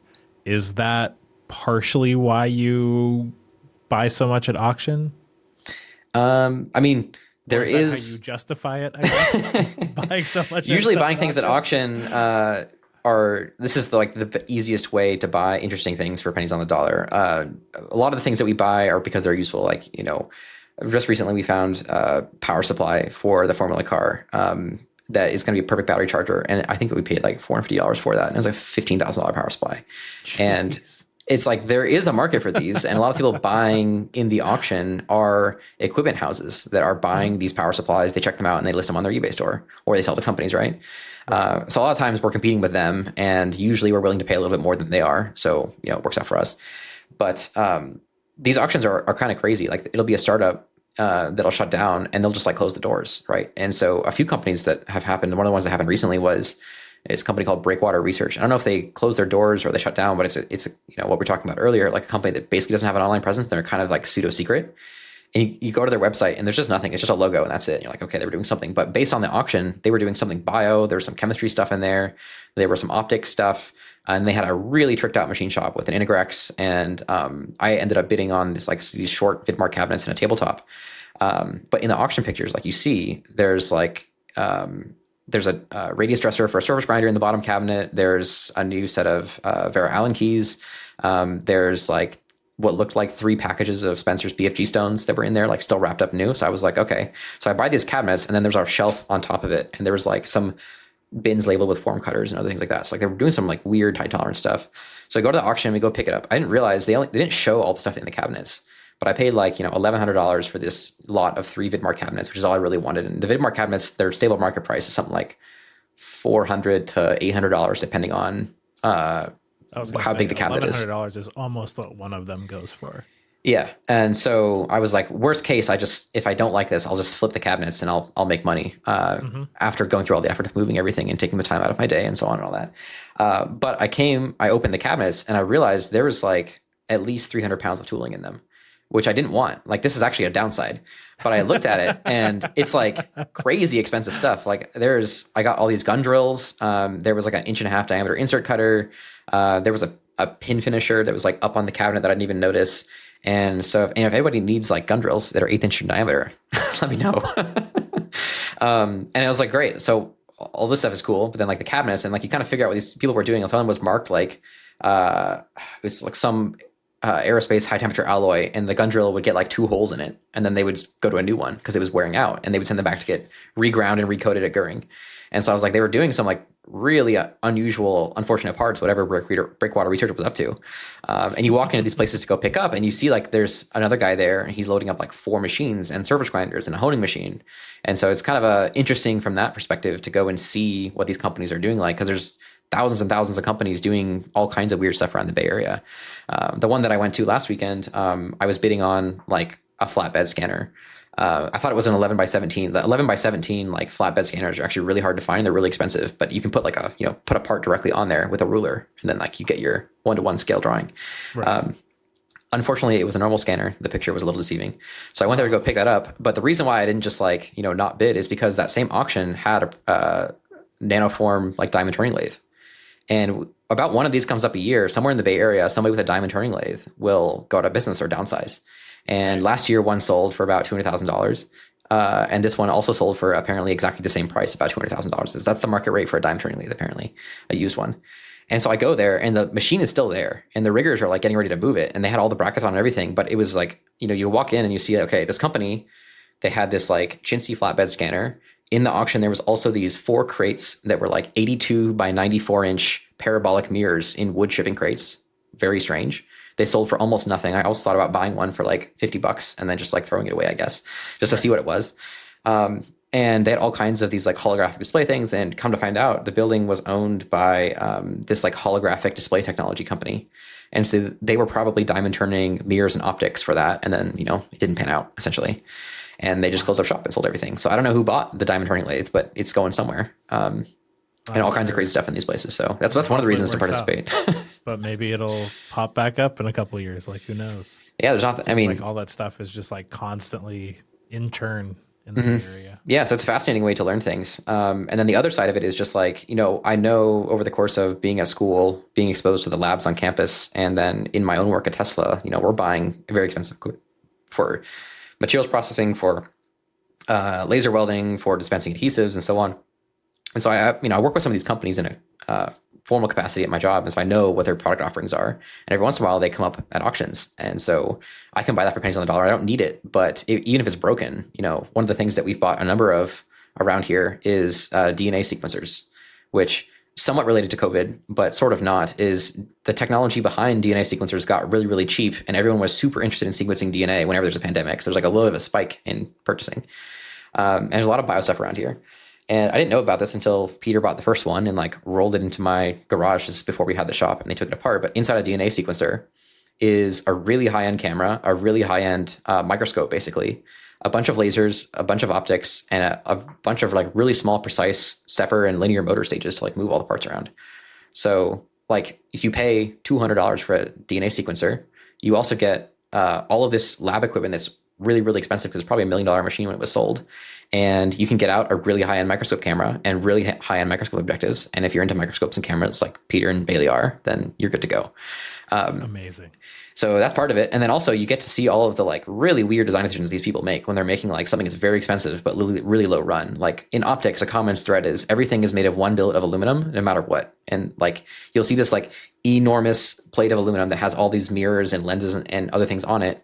And then there's like a post sticking out, a standoff, but it's not a standoff. It's part of the plate. So they started with like, a 4-inch thick billet and just machined off almost all of it because somebody put a standoff or a mount in this corner. Oh my God. And but to them, like, this is $1 million laser. This does not matter, right? Right. So he's just going to design that in there. And then they have like gun drilled cooling channels in the bottom and all these like weird fittings. And I kind of get the optics people a hard time because a lot of optics mounting stuff is like, they just, at the end of the day, they just screw it together, bolt it together however necessary. Serviceability doesn't really matter. So you get like a lot of red Loctite, a lot of bolts that are completely inaccessible because they like glue something on top of it and crazy stuff like that.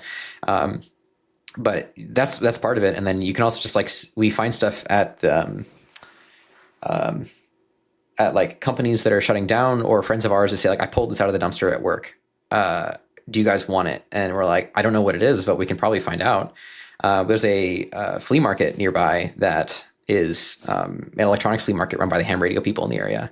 And there's an infamous flea market at MIT. It's kind of run the same way. The flea market people put it on, and then everyone who's selling pays, $20 to sell. And that's like how they run the club, so on.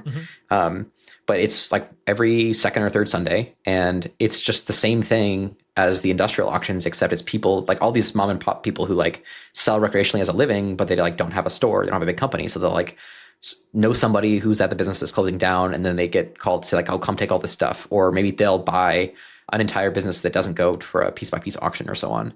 And then they show up at the flea market. And so I've actually seen some of the sellers of the industrial auction houses, they also take stuff to the flea market. So like, I kind of know these people now. And you just get all kinds of weird stuff. And a lot of the times the sellers don't even know what they're selling. So I've bought like, thousands and thousands of dollars of swage lock fittings and other instrumentation stuff that came out of a biolab, and they're basically selling it by the pound. And I don't really need this stuff either, but if I want to plumb my machine with like super precise instrumentation fitting is good for 6,000 PSI, then I can. So that some of the aerospace doesn't really leave when you leave aerospace, I guess. Right. And one of the ones that we found a couple days ago was like, or a couple months ago, was like this terrestrial laser comm module. And it's like this white box that has a large window on the side that has like a fancy coating on it, anti-reflective coating. And then it looks like it's supposed to be bolted to the side of a building or the side of a utility pole. And you might have seen these when you drive by. Like if some buildings will have like a couple of extra microwave antennas or like long link antennas or something like that for sending radio signals or Wi-Fi. And this would go up there, but instead of using radio waves, it's to shine laser at another building that could be a few kilometers away. And we looked it up, and it's like from some company that got acquired by some other company. So they like liquidated all of their assets, and this was like part of it. And inside is a $50,000 like 10 gigabit laser link designed to go 5 kilometers or whatever. And we're like, well, first of all, it's very cool. But then you open it up, and it's like this single casting enclosure with like 6 different PCBs that are all heat sunk with like weird brackets. And then you see how they handle like the telescope that actually focuses the IR laser out the main beam, and then the mirror that's doing the steering of that laser has like this like crazy bracket behind it. We actually saw the fiber going into the main transmission telescope was actually fully supported by a Formlabs 3D print. And that was just like their production solution, which makes sense because you need to like gently support this like very spindly, delicate glass fiber and go from this like point in the optics assembly down to the source laser. And so they just like literally printed this thing that looks like a little roller coaster track of like a little guide groove and then all these little trusses coming down of it. And it's like the perfect application because you're not going to machine that part either. And so like, oh, we'll just 3D print it. We're only going to make like a few thousand of these at most, so no big deal. So that was really cool to see. That's super cool. Yeah, and a lot of other like precision machine design things, like the steering mirror had this second laser pointing at the back of it on another mirror, and then that was reflecting onto like a light sensor. So they were like moving the main mirror with voice coil actuators in 2 degrees of freedom, but then they were measuring the angle of that by bouncing a second laser off the back and measuring where it landed on another sensor. So there was like a second laser control loop to control the first one. And that was like a really cool setup to see, and how they had done all the, like the flexure support for that mirror.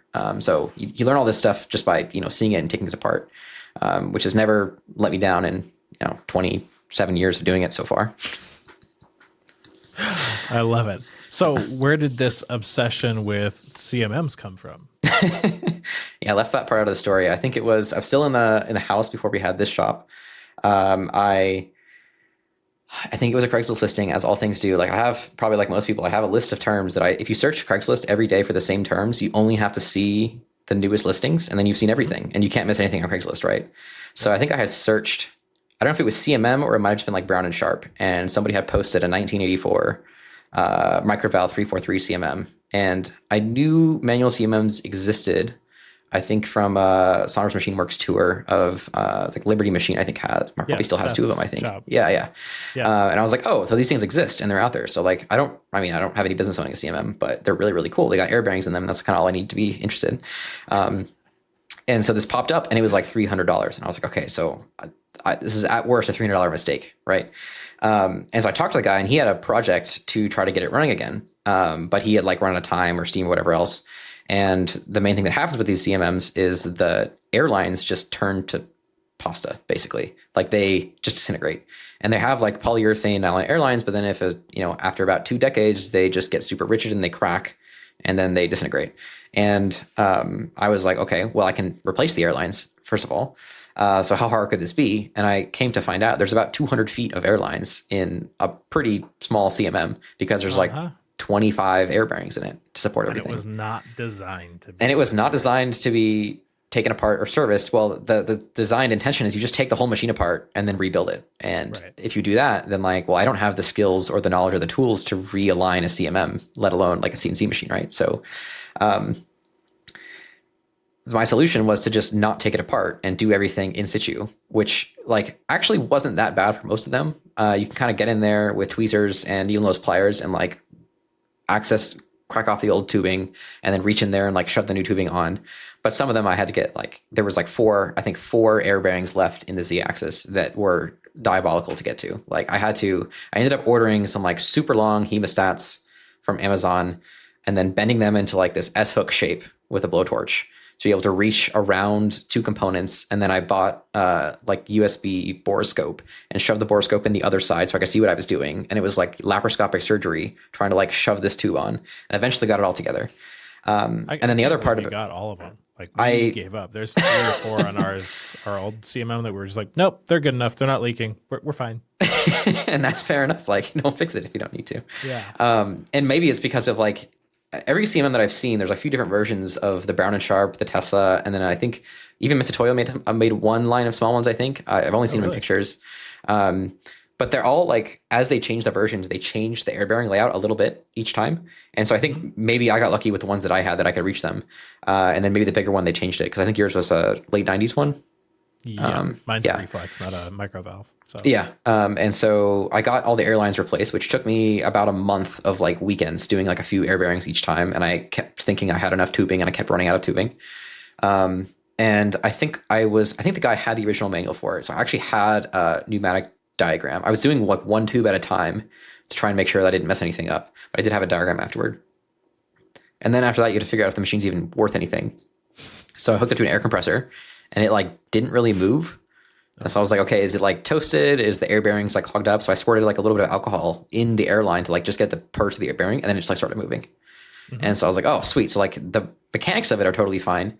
And then I had to figure out how to get the computer to work. It did actually thankfully have the original computer, which it's not really a computer. It's like, it does have an old Intel processor in it, but it just boots into Brown and Sharp's, I don't know if they called it. I don't even know if it has the name of an operating system, basically. It just boots directly into like their CMM control software in like gray text. Yeah. And because, this was probably designed and engineered in 1981 or so. And so it took some doing, but I had to go find a monitor that could take the VGA. First of all, that was the first hurdle. And hooked that up, and then it booted, thankfully, somehow. Wasn't destroyed in the last 40 years of its life. But then I had to figure out like how to use it. And I think I was lucky enough that all of the scales also read properly. So the only thing that wasn't working on it was the Z mouse, which is like the thumb mouse that's right on the probe head. Mm-hmm. And it has like a little D-pad that you can move to turn around, and a button for, I think, cancel and enter, I think is what it is. And that wasn't working. You don't really need to use it because I think the program you can navigate entirely with a keyboard and mouse. Otherwise, I think most people don't often use it if they have the real like reflex controllers. But I ended up like reverse engineering how they were doing the D-pad. It turns out it was wired into the computer as a 3-button mouse, and the trackpad was like the mouse signal. No way. So all it was doing, it was sending like a really slow, like 1200 baud serial protocol, like 7 bits. It was like 7N1 or something. I just tried all the options in the serial analyzer until I got a signal to get it to respond. So I basically just built a little Arduino board that had like it was like a PSP joystick that you could buy on a dev board, glued that on there, reading to the Arduino, and then the buttons were just push buttons.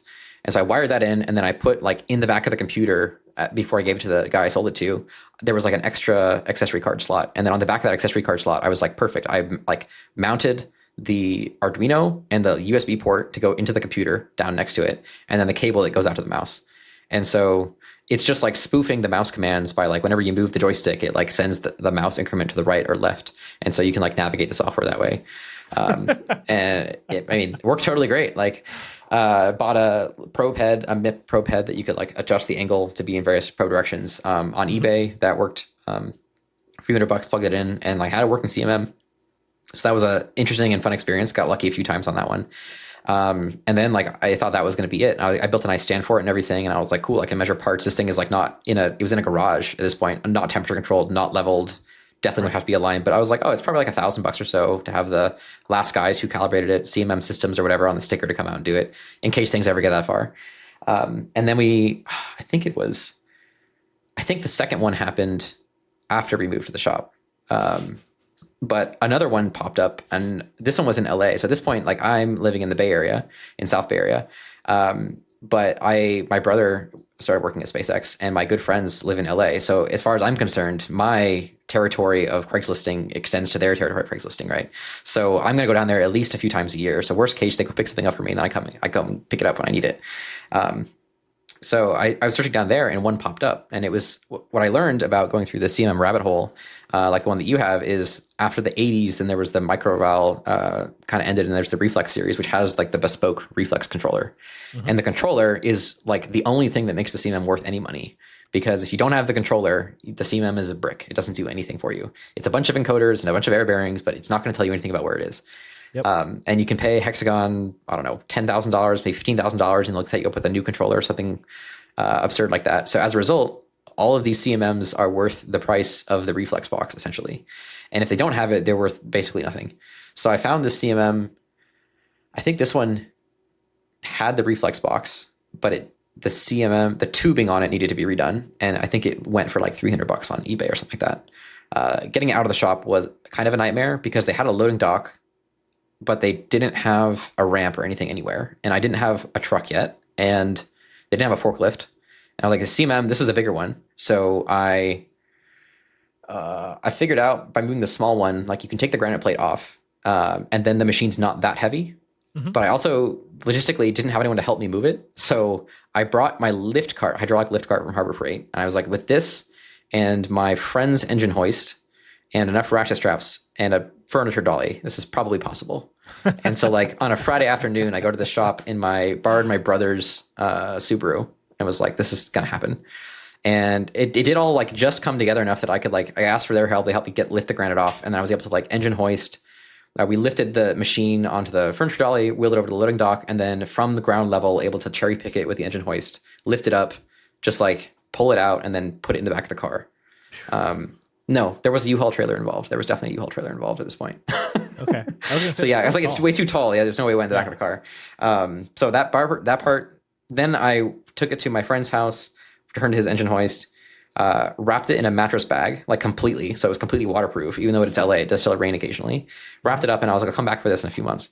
In the intermediate time, as soon as I had gone to pick that one up, I found another one in Petaluma. And it was on Craigslist, and this guy didn't have the reflex box with his, but he had the cards. He had the calibration cards, and I was like, okay, so there's a chance. And critically, that one had the air tubes already redone. So it just needed the controller. Nice.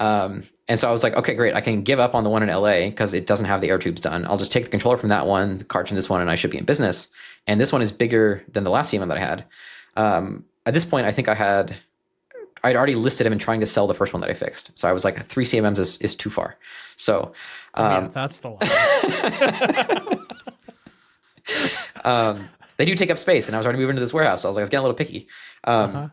So I went up there, and it was this guy who I came to find out by looking back on the lore, runs Survival Research Institute. And in the Bay Area's deep knowledge, there was I'm probably gonna get the dates wrong. There was a 90s, early 2000s, Burning Man-esque theme of this guy and a lot of other artists doing these really extreme, unsanctioned, basically art shows and demonstrations around San Francisco and the Bay Area. And he builds these really cool robotic sort of controlled sculptures, a lot of them having to do with machines that would attack or kill humans and so on. Survival Research Institute, I forget the guy's name, but so I figured out who he was because I pulled up, and he has the most eclectic combination of this is a robot that clearly the top of it is a man lift, but then the bottom half is an omnidirectional drive tank tread thing. And it has an elephant trunk sticking out that he said could throw a 50-pound dumbbell 50 yards. And I was like, okay, so this is totally different than I was expecting. I was expecting to walk into some machine shop. And he does have a bunch of machine tools that are super cool and very interesting. So I pick up the CMM from him. He's also one of the guys that has only 3 fingers on one of his hands. So he's been doing some stuff for a while. So I pick up the CMM from him. Some lessons, yeah. And I take that one down. And at this point, I have the small original first CMM on a stand. I don't have space yet for the second CMM. So I find a small Vidmar cabinet that I was like, okay, great. I'll make this the table for that one while I connect the two back together. And then I have the broken one, which now is getting offset by the one from LA is now the least valuable cousin now. Yeah. So it's definitely going to be the donor one. And so I put that one on a piece of plywood up on the pallet rack, so it's out of the way. Fired up the new one from Petaluma, and it was responding on 2 axes, but one of the read heads was flaky. So I pulled the read head from the other one, got the reflex controller, swapped the cards over, and now I have another working CMM. So at this point I was like, okay, now I need to really get rid of the other working one. Ended up selling that to a machine shop effectively down the street for I think $5,000 or so. Damn. So at this point, the used market for CMMs is about $4,000 to $5,000 in my area, apparently. So this is by far my most profitable flipping enterprise. Mark Pauline is the guy. Yeah, Mark Pauline, that's the guy. Yeah. Yeah. Their tagline is dangerous and disturbing mechanical presentations since 1979. There you go. Yeah. He's quite the character. And so, yeah, you meet people kind of that way. At least I have. Either them or you meet friends who know people. That's been happening a lot to me lately. So then that was the third CMM, but then there was a fourth and final. So Um, I think I'm trying to remember how this one happened. I think I was in the process of selling the second functional one when the fourth one popped up, and it was in Reno, but it was by far the newest. I think was it 2004? I think something like that. And this one had been rebranded. Nameplate. Yeah, this one had been rebranded. It was still a 454 size, which is like 400 by, is it 400 by 500 by 400? So yeah, that approximately. But it was coming from a real machine shop in Reno. So, I mean, it's actually closer than LA. So I consider that within the neighborhood. And it had the controller, a more modern controller, the Tesla Reflex, I guess, controller. And it was color. Well, we're moving up in the decades here. And it was in a really unusual style with the triangular top beam and everything. So I was like, okay, well, obviously this one is too cheap not to buy either. And it was more expensive. Clearly the way that it's the right way to build it, I guess, quote unquote, because that's how all their new CMMs are still, is the triangular top member. It does require slightly fewer air bearings. And the column, it like nests the triangle's at an angle, so it like nests right into it, right? Basically. Yeah. And also was fully functional, the guy said. So I didn't have to do any work on it. And so I went and go pick that one up. Huge. I mean, out in Reno, like land is not nearly as expensive as it is here in the Bay Area. So they were doing mostly aerospace parts. And it was weird because I just like drove literally into the shop. Like they were like opened the 20-foot tall bay door and were just like, oh yeah, just drive up to the inspection room. I was like, okay. So I just backed my truck in, and it was like, there's just like, you could put my shop inside the shop like 4 times. Like they were clearly like, I think preparing to expand. And in their inspection room, which is like a building inside the giant warehouse, they had this CMM, they'd already like pulled it out and put it on a pallet. But they had a new CMM and a second one they were commissioning. It's like, clearly this one was just, not productive enough for them. So I moved that one out. And I was like, okay, finally, this is the last CMM I need to buy. Because it's the newest one. So I brought all that back, got it set up in the corner. We arranged the shop a little bit at this point. And then I had at peak 3 CMMs at once. I never surpassed that in one building. 3 manual, not arguably very useful CMMs. And then I sold this. A conversation like that go with your shop mates? Like, I mean, you buy another piece of equipment that's going to take up space. Like, do you? I mean, it's in I'm paying for the rent for it to land. So technically, like, I can put whatever I want in that space. Okay. Yeah. So it's kind of split up as like we all pay for our like sovereign territory, and then we have common area, which is like, we'll get along.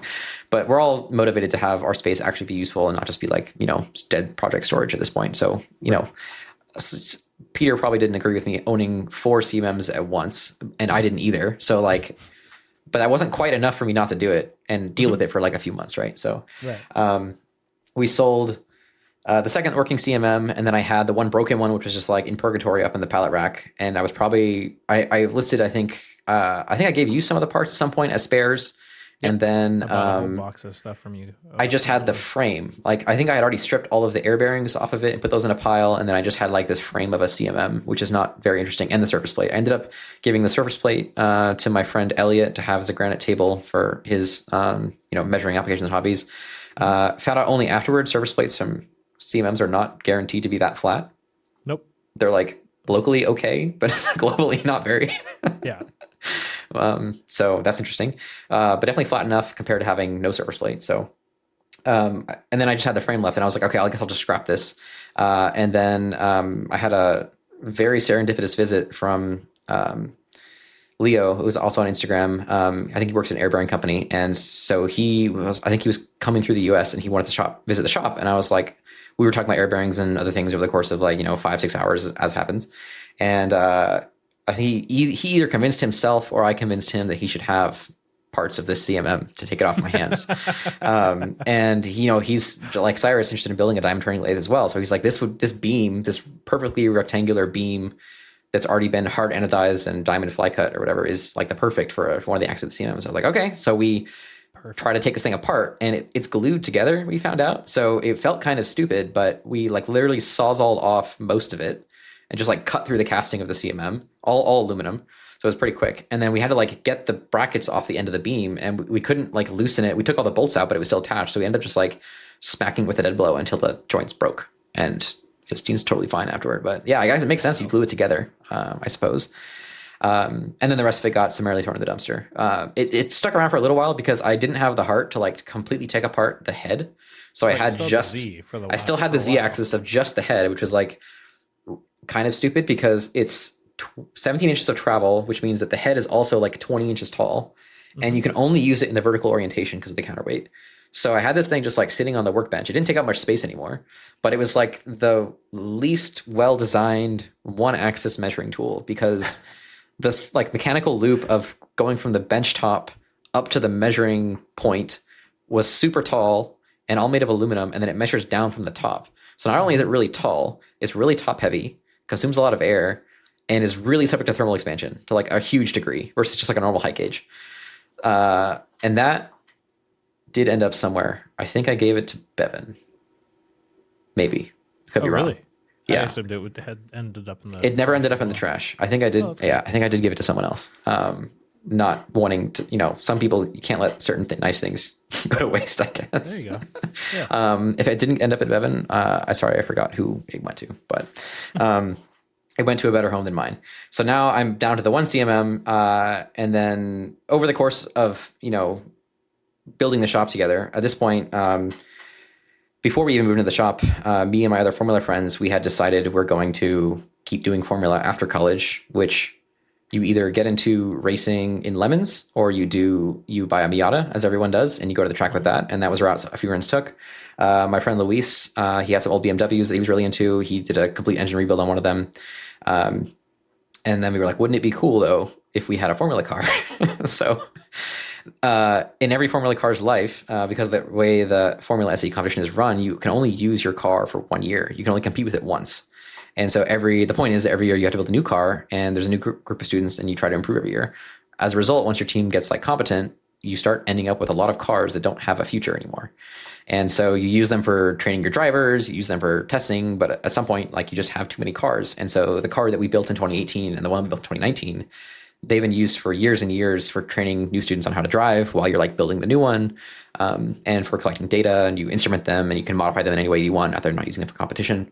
But the time came when like the newer cars were shoving them out of the garage and they're running out of space. So they told us if we wanted one, we needed to come get it. And so it was, I think in February in 2022, we all flew to Boston, figured out how to pack up these 2 cars, a bunch of tires, all the parts we could find for them into pods. We stuffed 2 Formula cars, took apart all the corners, the suspension, everything, like folded them up basically, lined the bottom of the U-Haul pod with like all of the tires, put the cars on top, stuffed all the wings and aero inside, and then like send it back to my house. 2 months later, it shows up and we're like, okay, great. Now I have to actually like find a place to put these. So we, shoved the tires and all the parts into various bins and stored them around the house. And then one of the cars ended up outside, like on my porch, basically, like completely wrapped up in garbage bags and just sealed from bugs and everything else. And then one of them went to my friend Luis's house. And that's the one that was like, the car was more complete. We didn't have any of the powertrain, but we had all the suspension, we had all the tires, all the mechanical links and everything. We had the whole electrical system as well. Stripped the whole thing, tore it down, rebuilt it. And then we're like, we have a plan is we need to buy a new motor, we need to build a new battery, find a controller for it, and then redo the whole LV system for all the control electronics, data collection, everything else like that. Notably, we are no longer students. There's nowhere to actually drive this like explicitly. But we're like, we'll solve that problem later. We can probably find either a go-kart track or an autocross event that's cool enough. And now we get to build this, like being real engineers, so to speak. We can build this the way we want to without having to comply with like the letter of the rules. So we don't need to have an 80 kilowatt power limit. We don't need to abide by a lot of the like special fusing rules that are in the battery pack. And we can like build this the way we know is like perfectly fine and safe, and try out other things we want to do without having to like do this the correct way, so to speak. So that's been the appeal of it. And that car is now being brought in. And now, when we got the warehouse space, a portion of that was dedicated to my group of 7 friends, like sharing the space for that car to live. And so we all like pay the few tens of dollars a month each, things like $70 a month each for us to pay for the rent of the space that the car project takes up. And so like I own a stake for the machine shop area where for my hobbies and tool collecting. And then we have a little welding area, and sandblaster, powder coating stuff. And then we have the car area, and that's how it all gets paid for. And so as we're building the space out to work for the car project and work on all the other machines, and I'm working on other upgrades and accessories and things for my machine tools along the way. Peter's working on some microscope projects and going through tuning up some of the lasers he has. We're also like getting equipment from auctions and messing with that. And then we're like, okay, what are the next things that I want to buy? Is I've already got the machine tool thing figured out. I got the mill, got the lathe, CNC on both fronts, the CMM, a little bit of a boondoggle, and like I don't really need this and it takes up space. But if I was ever going to measure like some strange angles or tapers or radii, theoretically I can do it. So that's cool. And so I had metrology mostly covered, and I had machining mostly covered with grinding, which I'm not going to get into soon. So the next thing I want to do is like sheet metal. Because most things in the world that are high volume are made of either castings, sheet metal, or wire. And that's where all the high volume stuff really is. And so sheet metal at this point is like, you can build really efficient structures, and you can build stuff really quickly for very cheap if you know how to like do all the bending and manage all the design rules. But it's also pretty non-intuitive. Like, what a sheet metal part looks like, but hard to imagine the design process that allows it to be folded up properly, right? And then tool access is like a whole brain puzzle to try to figure out. For like, there's reasons why sheet metal parts look kind of weird and look kind of the way they do, is because they have to be bent by tools that can't go through other parts of the material, right? And that's something that as try as you might, you really kind of can't learn until you do it. So I was like, okay, the path clearly here is I need to get a press brake, and I need to get tools for cutting and other bending tools for sheet metal. And I was watching the prices of laser cutters like slowly drop and get more available. And at work, we had just bought one because we were doing this. We built these like small test prototypes, and we were outsourcing a lot of our laser cutting for these parts to this local company. And you could just tell they were printing money because like the material cost is almost nothing. And all we're paying for is time on their machines. And we're like, well, this is absurd. Like, the guy is driving a Lamborghini. I've been to his office. It is not like, they're busy because we're sending them all this work, but also like every other startup is doing this, and their machine is paid off in like 6 months because I know how much that machine costs. Mm-hmm. But we're just basically paying them to take our digital files and send us back physical parts, right? And this is like right before Send Cut Send is like really taking off, and there's some older services like Pinoco has been around. Xometry will do laser cutting, but it's not super easy yet. And there's also a lot of parts that we do, they're specialty materials that we can't really outsource, right? Send Cut Send won't do a lot of our parts because we need like a very specific thickness of a very specific alloy. And so we were even going as far as like buying the stock in fractional mill runs from our production supplier from China, sending them to the local house and saying, cut this material and send it back. And I was like, okay, at this point, I can buy a laser for like $100,000 that will pay itself off in like 5 months, like no problem. Right. So we made the business case, we bought that laser. And the key is I started, for my job, buying more capital equipment. And I learned that the thing that really greases the wheels is if you don't need to get facilities people involved to talk about building layout, talk about electrical, talk about power, right? And we found a laser is made by Fablite that is you literally roll it off the shipping crate. You plug it into 120 and a 20 amp circuit, and it will cut up to 6 millimeter metal. It's a pulse power laser. It's like, so it doesn't do it fast, but it has everything you need. And it's also very small. So it's like the machine's only like 3 feet by 6 feet, and the cutting area is like 2 feet by 5 feet, or 2 feet by 4 feet. Wow. And it can do tubes and everything. And it's a high price. It's actually, the company is based in Berkeley area. And I heard about them in college. They started up and they were selling machines, and these things were, not inexpensive because you still had to pay for the laser source, and it's a small run and it's locally made and whatever. But it was a slam dunk deal because they also did their own software that was actually based in FreeCAD, and sold this, got it approved. We bought it. 6 months later, the machine shows up, and then like it worked perfectly. Basically, like we basically just made our own quick turn production line. And of course, I had the vision. I was like, we're obviously going to use this for like everything now that we can, and we're going to see a lot of money doing it. So that was an easy sell. But I was still watching the prices of lasers, and I knew you could buy like a cheaper laser from Laguna or from Boss Laser or a bunch of other companies, but they required 480 volt 3-phase power and 208 3-volt power, and you need a 10 foot by 10 foot footprint, and you need to anchor to the ground. And like, those are all deal breakers, right? We're willing to pay like an absurd amount of money extra to not have to deal with that. And to some degree, that's also true in my shop. The difference being I'm not willing to pay $100,000 of my own money for it. So we were watching the prices come lower and lower and lower. And the first purchase was the Langmuir came out with a press brake, the Titan 25T, which was like, I was looking at this other company. It's Adam Dooling on Instagram. He represents this other fabrication company. They make up like a 5-foot press brake for, I think it's like it's 20 grand or so, maybe it's 15 grand. That is like a 5-foot span, 30 ton capacity, does everything you want. Doesn't have a back gauge, but it has like encoders on it, so you can do repeatable bends and all that. I was like, okay, we're gonna buy that for the shop at work, and then we'll see if I can find a used one for home. And then the Langmuir one shows up, so I was like, okay, for $8,000 all in, with like most of the tooling, all the accessories, CNC back gauge, and it's basically tabletop, even though it weighs like 800 pounds. Yeah, sold immediately. So I bought one for work. I bought one for myself. Also use it for work all the time. And at work, we have the laser cutter, and you walk 3 steps and you're at the press brake. So at this point, I'm like doing everything that I can to design everything with sheet metal, because then I don't have to send it out to be machined. I don't have to take it home to machine it. And I'm also just like learning how to use rivet nuts and inserts, and how do you design tabs and parts in the geometry so that when you bend it, you get all the geometry that you want. And this is like, super fun. And then the race car is showing up, like, okay, we're going to be doing sheet metal parts for that as well. So we're laser cutting the parts for the battery at work, and then bending them there as well. And we can like design tab and slot geometry that isn't just like your token tab and slot, like you see on a box joint. I thought smarter about it. If you make the tab actually go through the sheet, and then you put a rectangular hole in there, you can hammer a metal wedge into there, and it will like suck the sheets together.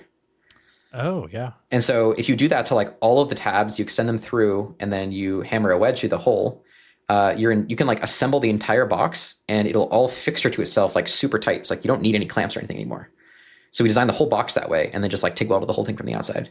And so that was, one of those things that you learn by doing, and by like spending the time to do the creativity exercise on that one. And so then I've been learning to use the press brake for everything else. You end up just making, I think, mostly brackets kind of by default, sounds like. So I made a lot of brackets, custom tools. You learn how, like, you've just run into the limit of your press brake on like every third part because the tooling doesn't have the right clearance angles, or your bottom tooling is actually too wide on where it supports the material, so you can't make a Z bend because it like intersects the tooling on the second bend. Then learning all that kind of stuff, you learn it one project at a time and learn by doing. And the final link, like I bought the press brake last year, and that was like the big purchase for the year because it was, I think, $8,000 and took a long time to get. Right. And then the final piece in the puzzle was like I needed my own laser cutter, because having one at work that I could use during the day wasn't enough, because it's 25 minutes away or an hour with traffic. And that's not going to be enough either. So I was waiting for prices to come down, like watching the quotes from the overseas companies, and then X-Tool came out with their Metal X, I think they call it. I think a few other people have had them, and it was like $18,000, and you get a 24 by 24 cut area, 1200 watt laser. You can cut about 6 to 10 millimeter steel, depending on what gas supply you use with it. And it was a little bit too expensive. And X-Tool is like a really good company, but they are primarily dealing to consumer and prosumer. So they make laser cutters, CO2 and diode and engravers. And this was like definitely their most expensive product, and most industrial as well. And so I was a little bit apprehensive about like relying on them to use their software to upkeep in the long term, and just like the industrial build quality of the machine. So I didn't really want to buy that one. And I was like, okay, someone else will come up in the space, because like there's clearly people are getting into the market. And then a couple months later, GWiki announced their M3 Ultra as on Kickstarter. And GWiki I'd never heard of, but I looked them up, and they make like massive machines. They're an industrial machine maker in China. Oh, really? Yeah. So like I've never seen one in the US, like in my, media feeds or anything else, but I'm sure they sell globally. And you go on their website, and you'll see they make like a machine which is 20 feet wide and 60 feet long if you want, and it'll do tubes, and it'll do 12 kilowatts, 60 kilowatts, whatever you want. Like they're just kind of a token. We make big fiber lasers, and they also make press brakes, and they make all this industrial equipment. So I was like, okay, this is a serious company. And they're using Kickstarter just to drum up attention in media and so on. So they're definitely going to deliver. In the Kickstarter, they show you pictures. They have like a warehouse floor full of machines already. Like they've already made the machines. So this is not going to be an issue. And they run the same software that their industrial machines use. So like it's all the same stuff to them. So we put in our pre-order for that one. And the part that really sealed the deal was the M3 Ultra is a 54 by 36 cut area. Wow. And it's a 1200 watt fiber laser, which is in like a separate suitcase. It's basically the same kind of package you get if you want to do laser cleaning, but you can put on a welding gun and then like snake it through the cabinet and then mount it on the gantry. And then you can also do a CNC cutting. But they also, for an extra $1,000, will put in a 130 watt CO2 laser and mirrors for that. So you don't need to have 2 machines to cut plastics and wood and metals. So we're like, great, we can get rid of the Trotec laser that Peter has and save some more space. And then the part that like made us buy it immediately was they were including all freight, all shipping and handling, all tariffs, and all customs. So like you just pay one price and that's it. and it was a 30% discount over the final MSRP. So we're like, there's no way we can lose money. Yeah.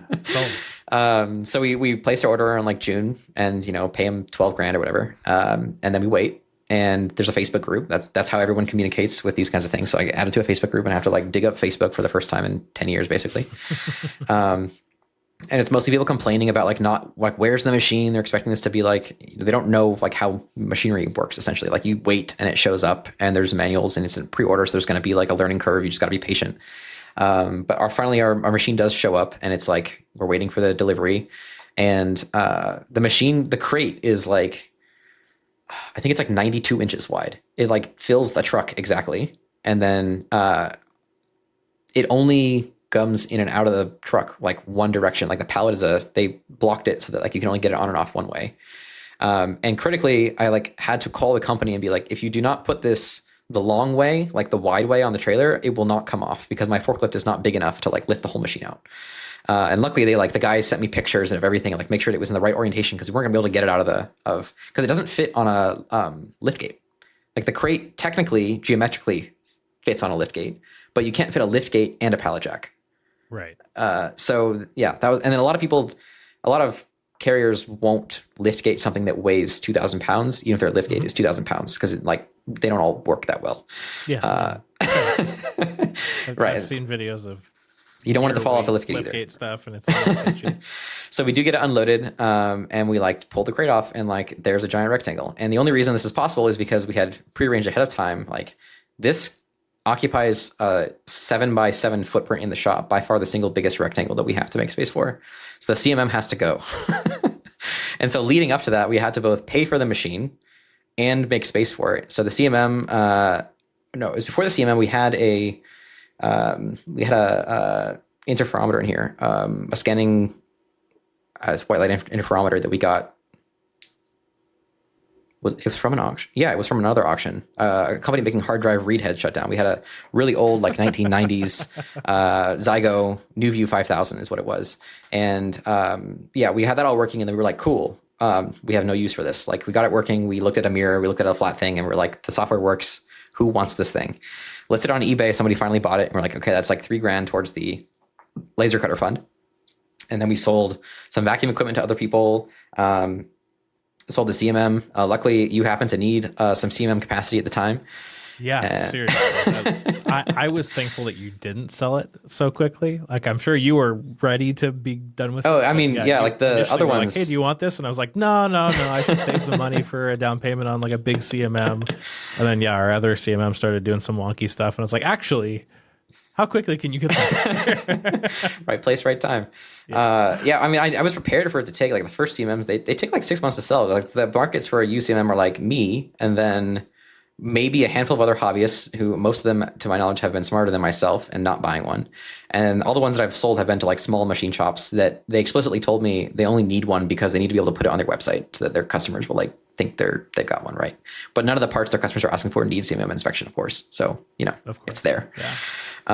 And so we had the one left over, and I think, I ended up shipping that out to you a month before the machine showed up, or maybe it was like only a few weeks before. Yeah. So that worked out like perfectly.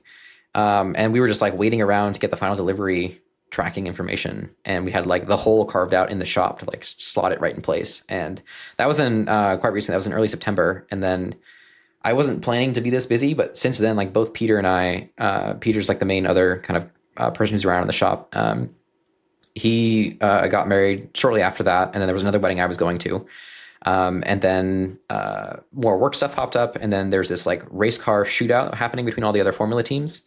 The actual undergrads that are still competing, they were planning to shoot out at a track near us, and we were like, we're alumni.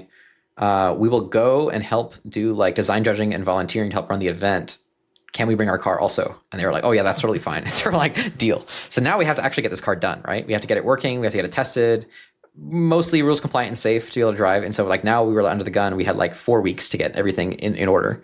Right. Because when you had everybody else out for open source, it worked. But like from what I heard, you were running the low voltage off like a Milwaukee battery that would overheat. pretty quick or something like that? Yeah, so we got the car like in driving condition, but without like any safety measures, basically. So like the throttle potentiometer and was running directly into the inverter. It was in like a DIY car conversion mode where it just like reads the throttle signals and then goes straight into the inverter. And like there's a button for like gear selecting forward and reverse, and then there's e-stops that like open the contactors in case of an emergency. It's the high voltage just cut immediately. But there was basically like no monitoring of the battery thermally, no monitoring of the battery for like over voltage, under voltage. If you had like any kind of other critical fault, like you can stop the battery, but like it doesn't fail gracefully. Luckily, like we have enough experience with these components that like we weren't significantly worried about it, and like nobody was driving on a really dangerous rate of speed. So the battery was actually like pretty much good to go in that respect. And it was enough to tool around in the parking lot and do donuts and other things. Like when people came in July for open source, that's the kind of the state it was in. And we were like, strap a Milwaukee headlight to it, and didn't really have body panels, and all the wiring was like not very organized and all that. But we were gonna go to competition, and this is gonna be like our forcing function. So it was cue the like late nights like we were in college again, except now we're old and can't do that anymore, nearly to the same degree. And so it was like 2 weeks of us getting together. There were some parts that didn't come in time. I told my friend Kevin, who's doing most of the electronics on the car, he was the electrical lead in college as well, and he was like getting together our battery management system that was going to do all the monitoring and safety checks, the critical ones. And I told him, I was like, if we weren't so good at like backup plans and figuring out how to make things work when like things don't work out, we would have been done a long time ago. This would have been like so much easier. But every time something breaks and doesn't work out, we just like know how to do it a different way. And we kept doing that over and over again until like eventually we made it.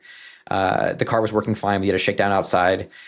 We like then had to pack up. So I think we finished packing up at 12:30 in the morning, and the event was the next day, and we had to be at the track by 7:20 or so. And we had to drive 4 hours. So we drove we just left at midnight, and we got to the hotel at 4:30 in the morning, slept for 2 hours, and then went to the track. Oh, dude. I slept extremely well Saturday night. I think I went to bed at like 8 o'clock. But we had a lot of fun. Definitely put like the racing bug back into it, because the car went out and we drove like 30 laps around the course, and we were out there with the other 9 college teams, and we had a great time. And there's another, it was at Thunderhill. Oh, cool. Yeah. So it was a motorsports like weekend. They do a motorsports meetup every year. So the track fees were covered for the college event part of it by that organization, which was super cool of them, and made it possible for like all the teams to come in, and there was like a tiny prize and everything. And it was, me and my other friends from Tesla, and then a couple of our friends that came up from LA, from SpaceX as well. So we were like, okay, while we're here, we'll do a little recruiting as well. That's kind of how we like threw it. And we did some design judging and talked to the teams, answer the questions. And so it was a great time. So we did that, brought the car back. And then of course, like a week later, someone sends an email out and was like, there's a Lotus autocross event in Laguna Seca in like 3 weeks. Do we want to go to that? And so they sent an email, and they're like, it's not a Lotus, but it's small and it's a car and it's safe. And they're like, if it's not falling apart, then sure. So that's on Saturday. We have, this one's luckily closer, but we're going back out again. And this time it's like, okay, the car works, but we want to make it a little less sketchy and finish a few other things. So I've been working on that, all last week and this week to get ready for that. And hopefully it'll be the last one of the year, because these are a little too close together for the amount of hours I've been putting into it right now. That's awesome, though. Laguna is like one of my favorite tracks, period. It's like my home away from home in terms of tracks, because awesome. For years, we would drive out and work the corners for the MotoGP and then the World Superbike races when MotoGP stopped going there. Mm-hmm. And so we would camp at the workers' camp on there, and we would be out there all day. That's awesome. Picking up bikes or whatever, and then you drink cheap beer, and it's the best beer because you're so hot and dehydrated at the end of the day. Yeah. Have meals, and it was just the best time. That sounds just like the memories that I have of from college when we were competing. The competition was in Lincoln, Nebraska, and there's it's not an actual track. It's like an airfield. And so they would just deploy. There was buildings there we could use as pits and for inspections and everything. But it was like they would put up the track with cones, and the team had been going to Lincoln, Nebraska for the event, religiously for years. So we already had traditions of all the restaurants we would go to. We stayed in the exact same hotel room at the Red Roof Inn, room 101 and 102. And it was crucially like ground floor facing the parking lot, so that we could run the extension cord out the window to the trailer and finish fixing the car before we go to the track. So yeah, I was lucky enough to be there for all of those, like that tradition building experience, and like make really good friends that way, and a lot of memories.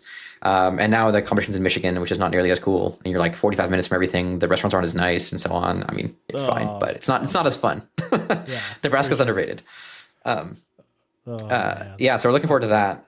And then like since the combination of the laser showing up, organizing and supporting Peter getting married and having his honeymoon after, so he wasn't around, and then getting ready for this race, like car priority, the shop has been like in a slowly rolling state of disarray of like right before getting ready for the event is when I had won the auction for these Vidmar cabinets. And so I tore up like all of my main toolboxes to replace them with these Vidmars.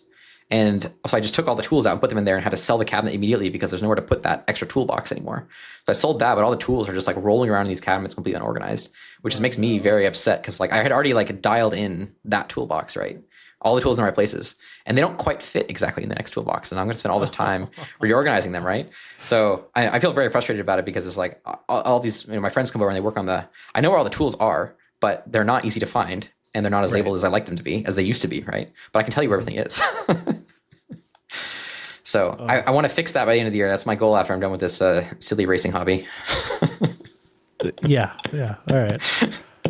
Awesome. Well, let's get we got a couple questions from the Patreon. Tux Garage asked you, well, first he said, do you make replacement parts for your SAE car? But clearly you do, because you guys basically rebuilt it from scratch. I didn't realize that. Yeah.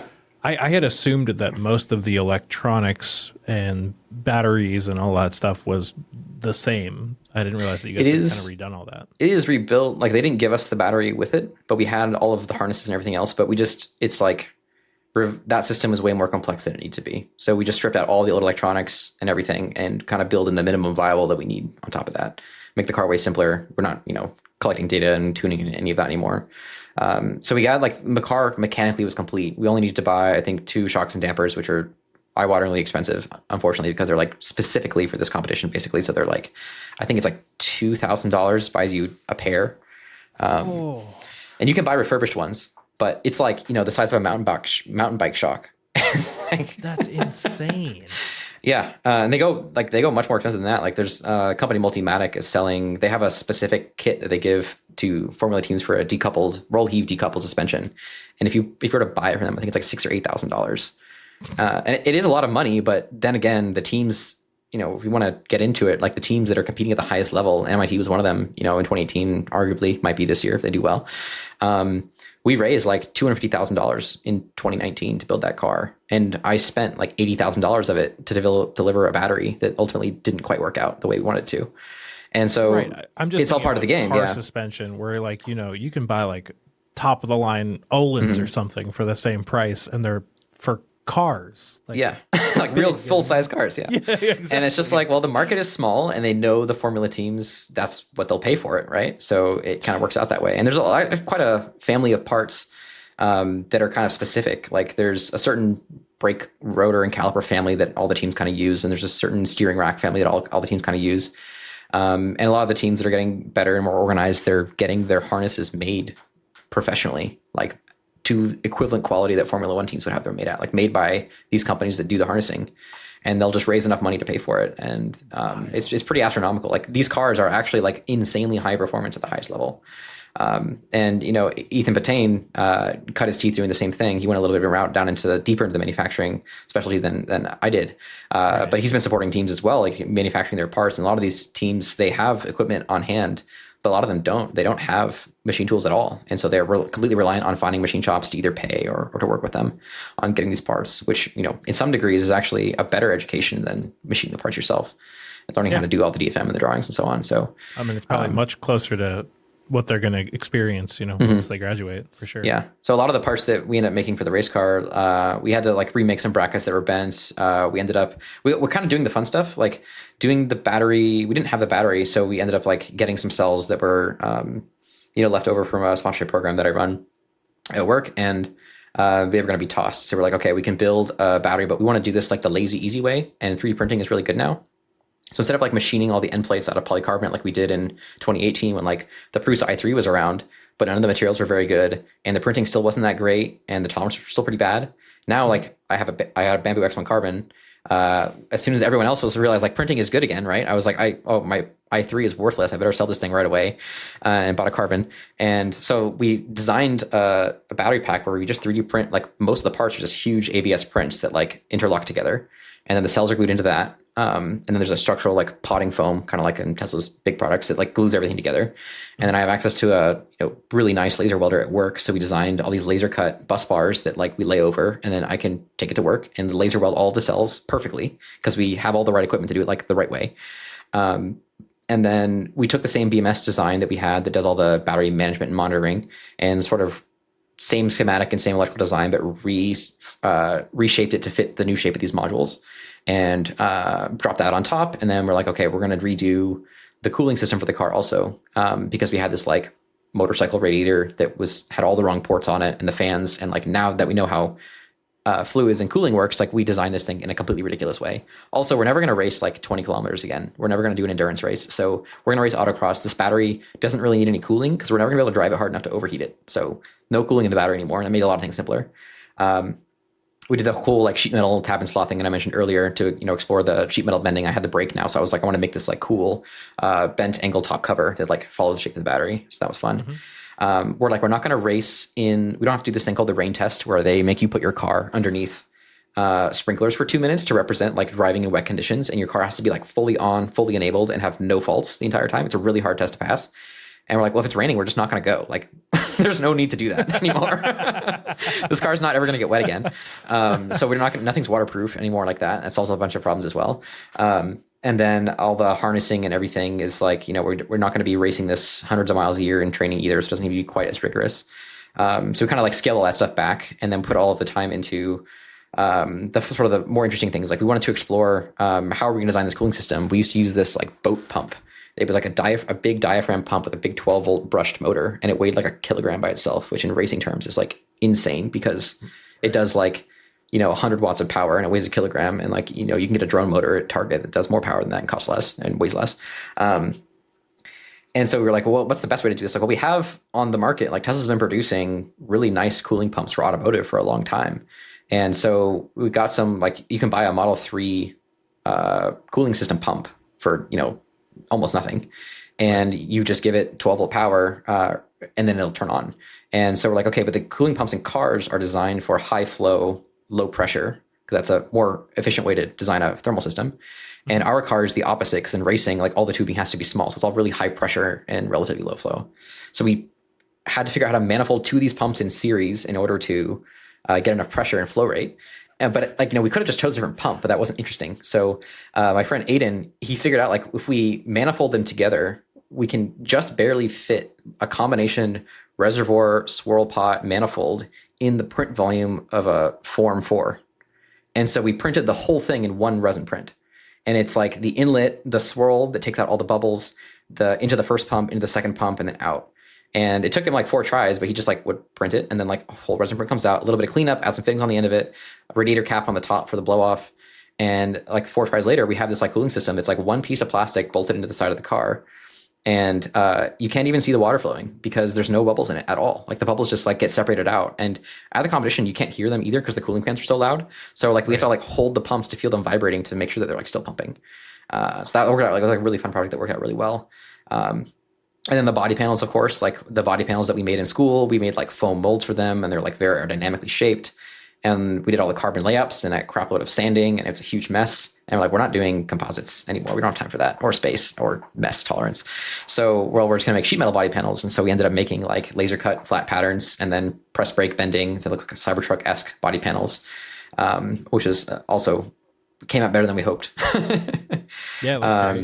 So yeah, we're just kind of using it as a way to explore different things, and we're trying out some different. There's this thing called a race box lap timer that my friend Kevin found, and he wants to try that to try and get us better lap time data so we can see how well we're driving, integrate it on the car, and just sort of trying to find the things that we want to work on. We're gonna put headlights on it. We're probably gonna put like a garden hitch on the back so we can put a garden cart and tow people around the parking lot. We've talked about putting a sidecar seat on the side so that you could have somebody sitting next to you while driving, which would be very unsafe on an actual track, but would be very fun for the parking lot as well. If I try to make it a little bit safer. So this thing is slowly going to turn into a aerial atom, basically. Yeah, pretty much. And it's great because it's like, it's bigger than a go-kart, which, arguably if we just got in a go-kart instead, we would have spent a lot less money and a lot less time. But then we'd have a go-kart like everyone else. Instead, this thing is like a small Formula One car instead. So it's really fun. And we've been connecting with like alumni. There's a lot of gas alumni cars out there, and slowly but surely more people are going to be doing electric as the electric teams produce alumni and more cars. So it's going to be fun. Yeah. You guys need to start some kind of lemons for alumni cars. That would be a lot of fun. There's a lot of Cornell people around here that I've become friends with, and there's a lot of people that are high up in organizing the actual Formula SAE event. They were also competitors and students, and like they're slowly getting cars and they're sprinkling around the country. So I think this is going to become a real thing. Hopefully, pretty soon we'll have a bunch of other people, and if we get like a critical mass, then we don't need to like try to find people to borrow track time from. We can have enough people to like pay for a track day and so on. So it's building up steam. That'd be amazing. Mm-hmm. His next question was, how much more equipment can you fit in your shop without digging a subfloor basement? So that's a big question of what else would you want? Are you guys looking at a laser welder? Because I know like X Laser, they're one. Yeah. So that's one of the things. Sorry to talk over you there. That's one of the things with the GWiki is they market it as a 6-in-1, and they kind of very cleverly tried to sell as much as possible in one unit. So the handheld laser welder and laser cleaning has been like all over Instagram and YouTube and everything else. And so they market the GWiki system like the X tool, where you can take the gun out of the machine and then put on a handheld cleaning or laser welding head. And we're not as interested in that. I mean, it's definitely going to be better than MIG or TIG in terms of like weld quality. And a lot of things that we do is all, pretty thin stuff. It's not going to be as versatile for access reasons and so on. But I'm very interested in that. I'm kind of watching... his account used to be vice chief, and now he rebranded to Use More Force. Yeah, Daniel. Yeah. I talked with him a lot about it, and he's like going down the rabbit hole super deep on laser welding, and he's found a couple other people that are like really knowledgeable in it. So hopefully we'll get into that soon as well. The kind of the hardest part with laser welding is if you're by yourself, it's really easy, but it's exceptionally dangerous if you're not. And so like even in my shop, there's only a few people around. Lucky that Peter's expertise is in lasers and optics, so he already has a huge collection of lasers that are far more dangerous than that. But he already has all the safety gear. He has all the safety knowledge about how to work with them safely. And so we have all the glasses and everything. But to put it on like the other side of the shop where it's more of an open shop space, we would want to have, a light safe curtains that are definitely tall enough. We probably want to interlock one or both of the doors if we're being really careful. You can't really do it outside safely at all, unless you have like, a really closed off area. So they're definitely going to do it. It's just not as much because of that, it's not as much on the table. We do want to probably in sometime in the future, hoping they come out with a higher power laser. So it's only a 1200 watt system. Mm-hmm. But we could easily run 2-3 kilowatts with the power that we have. It's just convenient for they want to sell it to the single phase 240 market you can plug into your garage consumer. And so that fits nicely with the 1200 watt. It's also like 700, 1200 watts or so. You have to build the laser source itself a little bit differently. And so then you need more cooling and the machine just becomes bigger. So like, that's kind of why they're all settling around that like lower power range, but you can still do plenty of stuff at that power level. But if we had a 2 kilowatt or 3 kilowatt cutter, then like that would be cut faster, better cut quality and all that. So that'll probably happen sometime in the future. As far as other equipment, I need to figure out how to store sheet stock now, which doesn't really count as equipment, but it's becoming a big problem. Really awkward to store it, and I'm trying not to become a tiny send cut send of like horizontal racks of sheet storage. Mm-hmm. So I got to figure that out soon. And beyond that, I haven't really thought too much about it. We're pretty well covered in like being able to do everything we want to. It would be a lot better, I think, if we had like the laser welder that we use for welding battery cells is a different kind of welder. Well, it's the same laser source basically, but the optics are totally different. And so I have access one at work, but it would be nicer and easier for other parts that we work on to have one of those here. And I don't think they're quite going to get cheap enough, fast enough yet. But I think, what else are we missing?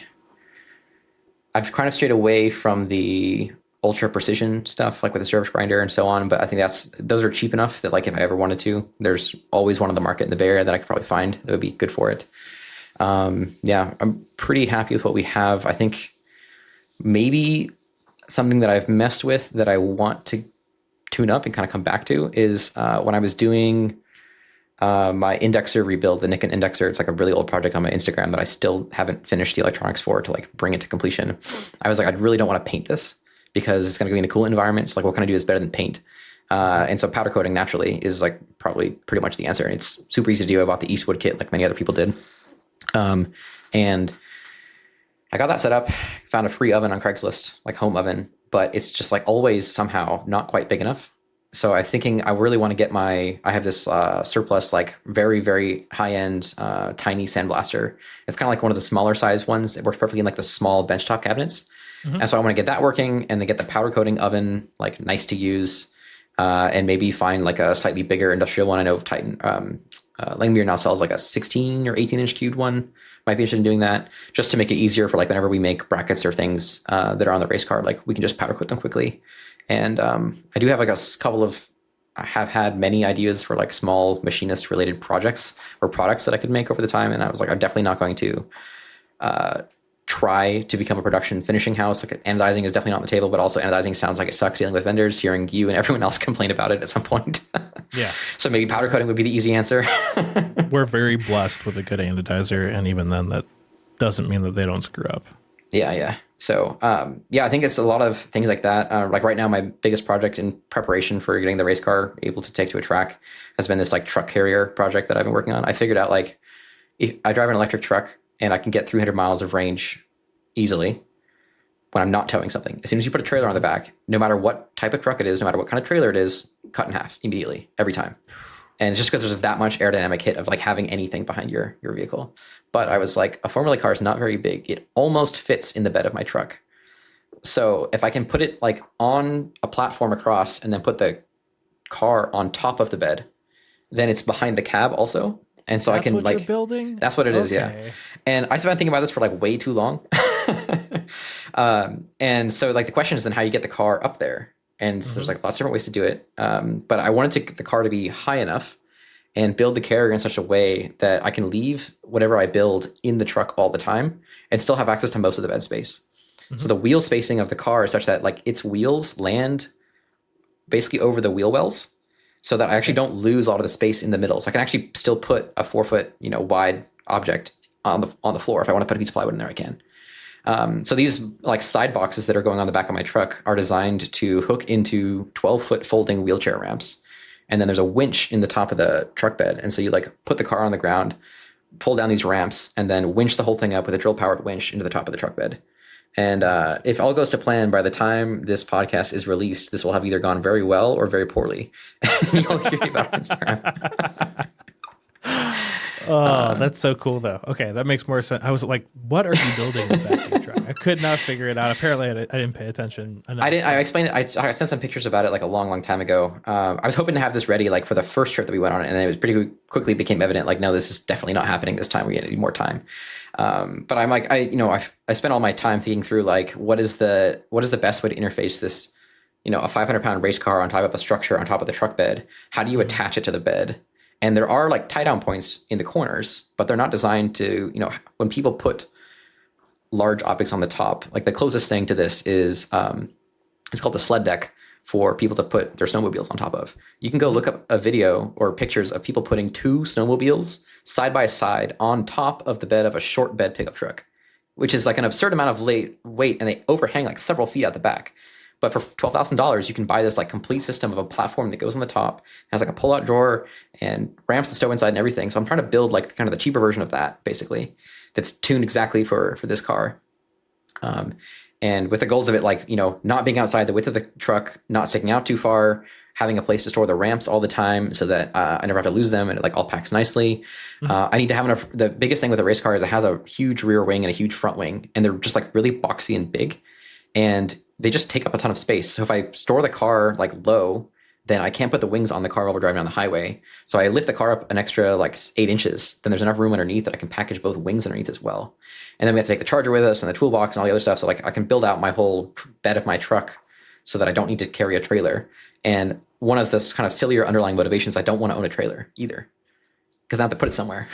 So, this is all like if I spend enough time and enough money trying to make this like perfectly ideal solution, then I can have everything that I want. I'm very, very curious what kind of mileage you'll get with this all together. The goal was to be able to make it to Thunder Hill without charging, which I can do in one charge there comfortably, easily. But if I can make it there without charging, charge when I'm there, and then make it all the way back, then it's basically the same driving experience as with a gas car, essentially. So I'm optimistically hoping I will end up at like 230, maybe 220. Okay. We'll see.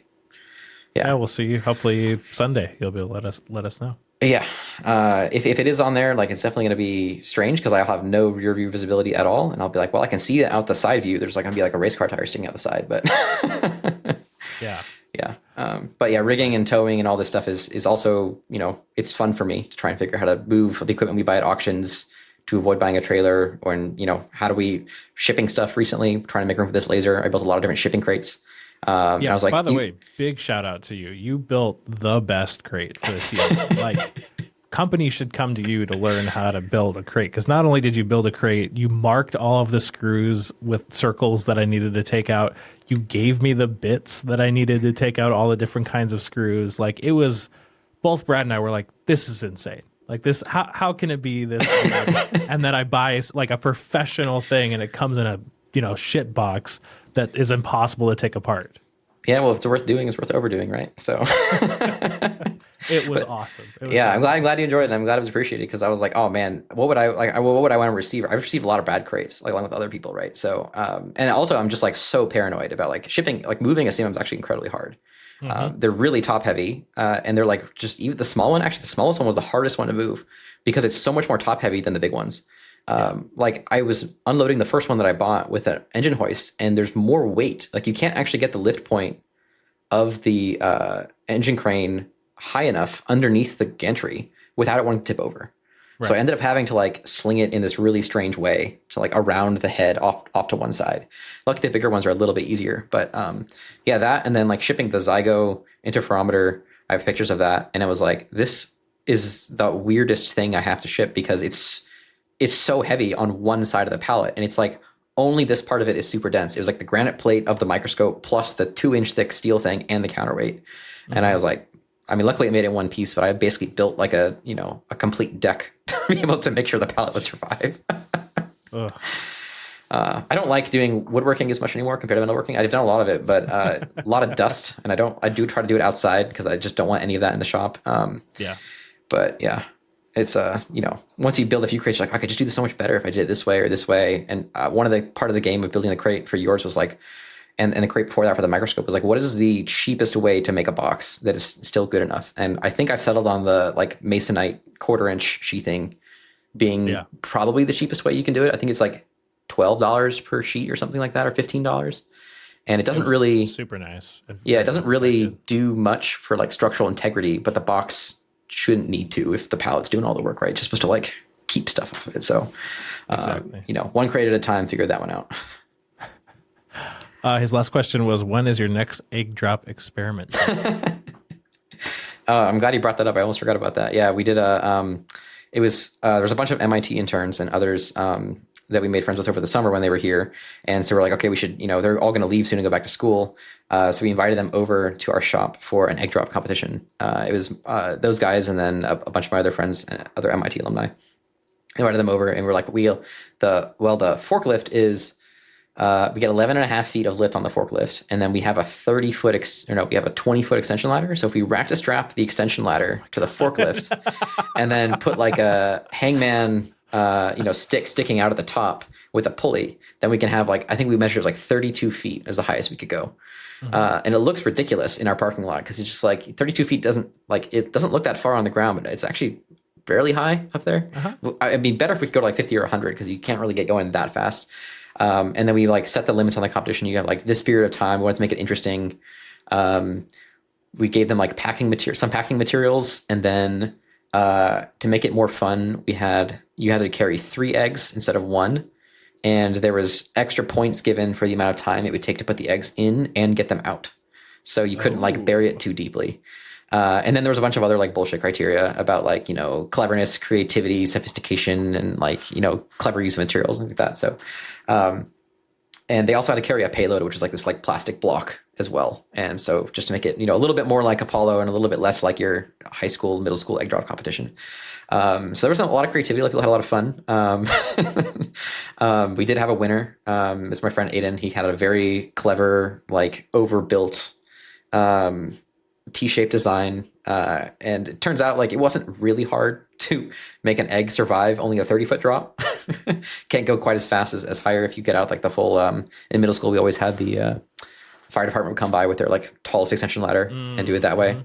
So that was a good idea. The year, and then that was, the last year. And then we did, I think it was 6 months later, we did the bridge building competition. I don't know if some people caught that one. But I was like, all right, the next thing we're going to do obviously is balsa wood bridges. And people wanted them popsicle stick bridges in high school or so. And so actually this one was quite hard to think about because you want to make it like doable in one day, but also achievable and then also interesting and there'd be room for creativity. And I actually did some research and there's a big competition that's like probably national, I think, for doing this. And I kind of stole some of their rule set of like, you can only use these materials. They're scored based on bridge efficiency, which is like load over the weight that they can carry.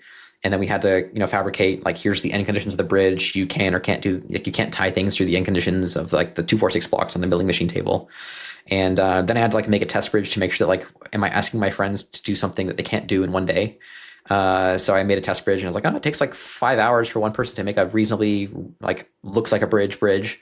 And so like 2 people working together can probably do it in like, 3-4 hours or so. So that was also a fun exercise. And some of my friends, they're like, you can see and hear the engineer wheels turning of like, they're thinking about all the, where's the optimal place to put this, the minimum amount of material to like make it as strong as possible. And we had a toy train that had to go across the bridge as well. And so other people were like, well, this looks like a cool idea, so we'll just go with that. All to various effects. And then we put them in the, you need a way to like put load on the bridge. And we're thinking like, oh, do we use the forklift? But then like, it doesn't really like push down well when it's lowering. And so eventually we're like, oh, we'll just put a load cell to measure the force in the mill spindle. And then we'll just crank up on the power feed on the knee. And then like all the bridges will just get like smashed into it. And that was like perfect. A Bridgeport like is a set of right angle axes that you can move around and kind of solve a lot of problems that way. But that was a lot of fun. We didn't come up with another egg drop for this summer. Like logistically didn't quite work out, but I think it'll come back for sure. Maybe it'll be a springtime activity. There you go. That sounds awesome. Mm-hmm. All right. Last question from Zap was, what is your favorite dumpster dive item? I think dumpster dive. I was thinking about this earlier today. Luckily, he gave me a heads up. I think the one that makes me smile the most is probably the power wall or the supercharger shell that I have on the wall above the door. If you walk into the warehouse side of the shop through the door that goes between the two sides, and you look toward the outside wall, there's what looks like a complete Tesla supercharger just like bolted to the wall with the light on and everything. And we found this getting thrown out at work as like, it's not a complete supercharger. It's just like the plastic casing that you see at a charging station. Mm-hmm. And it's specifically only one side. There's actually no back half either. But if you hang it on the wall just right, it looks like it's fully complete. So that one I think gives me a kick every time I see it. And other people, it usually takes them a minute to realize that it's there. Because there's like a lot of things, if you walk into our shop and you come visit, like there's stuff everywhere to look at. But that's one of them. And then I think the other one is we were doing a team building event at work. I forget. I think it was in summer sometime. And so we had all these like games to play to score points, and there was a trivia thing and all that. And I was in charge of making like one of the prizes. And so I made an office chair. But earlier, I think it was a few months prior, I pulled 2 Tesla vehicle chairs out of the trash, and I was digging into them. I was like, this is gonna be a perfect office chair. I don't have a place to put it yet. But that event was the motivation to like make it into an office chair. And I wasn't the first one to do this, and actually seen them at one of our Berlin offices. They have like conference room chairs that are Tesla chairs. Cool. But I was like digging into the bottom of the chair, and I was like, wouldn't it be cool if all of the seats motion still worked? And I was like digging into the wiring, and I was like, is this gonna be some like fancy controller that's like hard to connect to or something like that? And it turns out they're all just like brush motors. So you can just hook them direct up to voltage and they all move. So like the lumbar support, the seat height, tip, tilt, forward and backward, and the angle adjustment, hook them all up to a 3D printed box with some buttons and a Milwaukee battery, and then like glue that to the bottom of the chair. And so my office chair at work is like a vehicle chair instead, which is awesome every time because I have the most comfortable chair. Cool. And I have a couple other ones. I just found another one recently. I want to replace a few chairs here at the shop with those as well. But I think it's those everyday things that are a little more interesting. There's a lot of other, power supplies and test equipment that we get that's broken that's interesting at the time.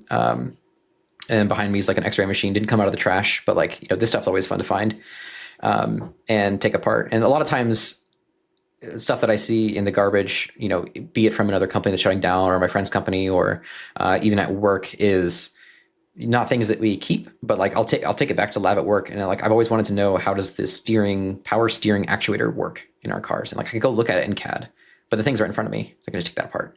Right. And you see a lot of like really clever solutions in there. A lot of things related to like unusual use of materials. We found like a pyrotechnic actuator we didn't know was in our cars before, because like, we never worked on like the pedestrian safety system or anything like that. So, or other really, a lot of times you'll see like really old prototypes show up as well. And that's really cool to see, because like somebody worked on this, they may not work here anymore. So I actually don't know who I would even ask about this, but I can see that like this is definitely old, right? And then so you can kind of see a history, like this is how we used to do this part, or some other like old prototype. And so, even at work, like seeing what other teams that are working on energy products or Powerwall or drive units or other things, like you go through and see what they're working on and poke through, and you can ask them questions about it. Like I think that stuff is super fascinating. And even going back as MIT universities are legendary for like working at, they fund a lab, they buy all the equipment they need, and then 15 years later, the lab is changing hands and they just like empty the room and throw everything away. Right. Yeah. And so that's how miters on campus got all of their machine tools. They got 2 bridge ports, they got a closing lathe, tiny CNC, right? Power supplies, robots, all kinds of stuff just like ends up in the trash. A lot of times it's somewhat broken, but some of it you can fix, some of it you can't. And you learn stuff along the way. So all that's been super interesting. And a lot of times the stuff just like works. Like it just got thrown out and it works totally fine. It might have a dented panel or a knob that needs to be replaced, or maybe they just blew the fuse and nobody went to get it replaced or fixed, right? So that stuff happens all the time. And the Bay Area, hard to beat for that, for sure. Amazing. Yeah.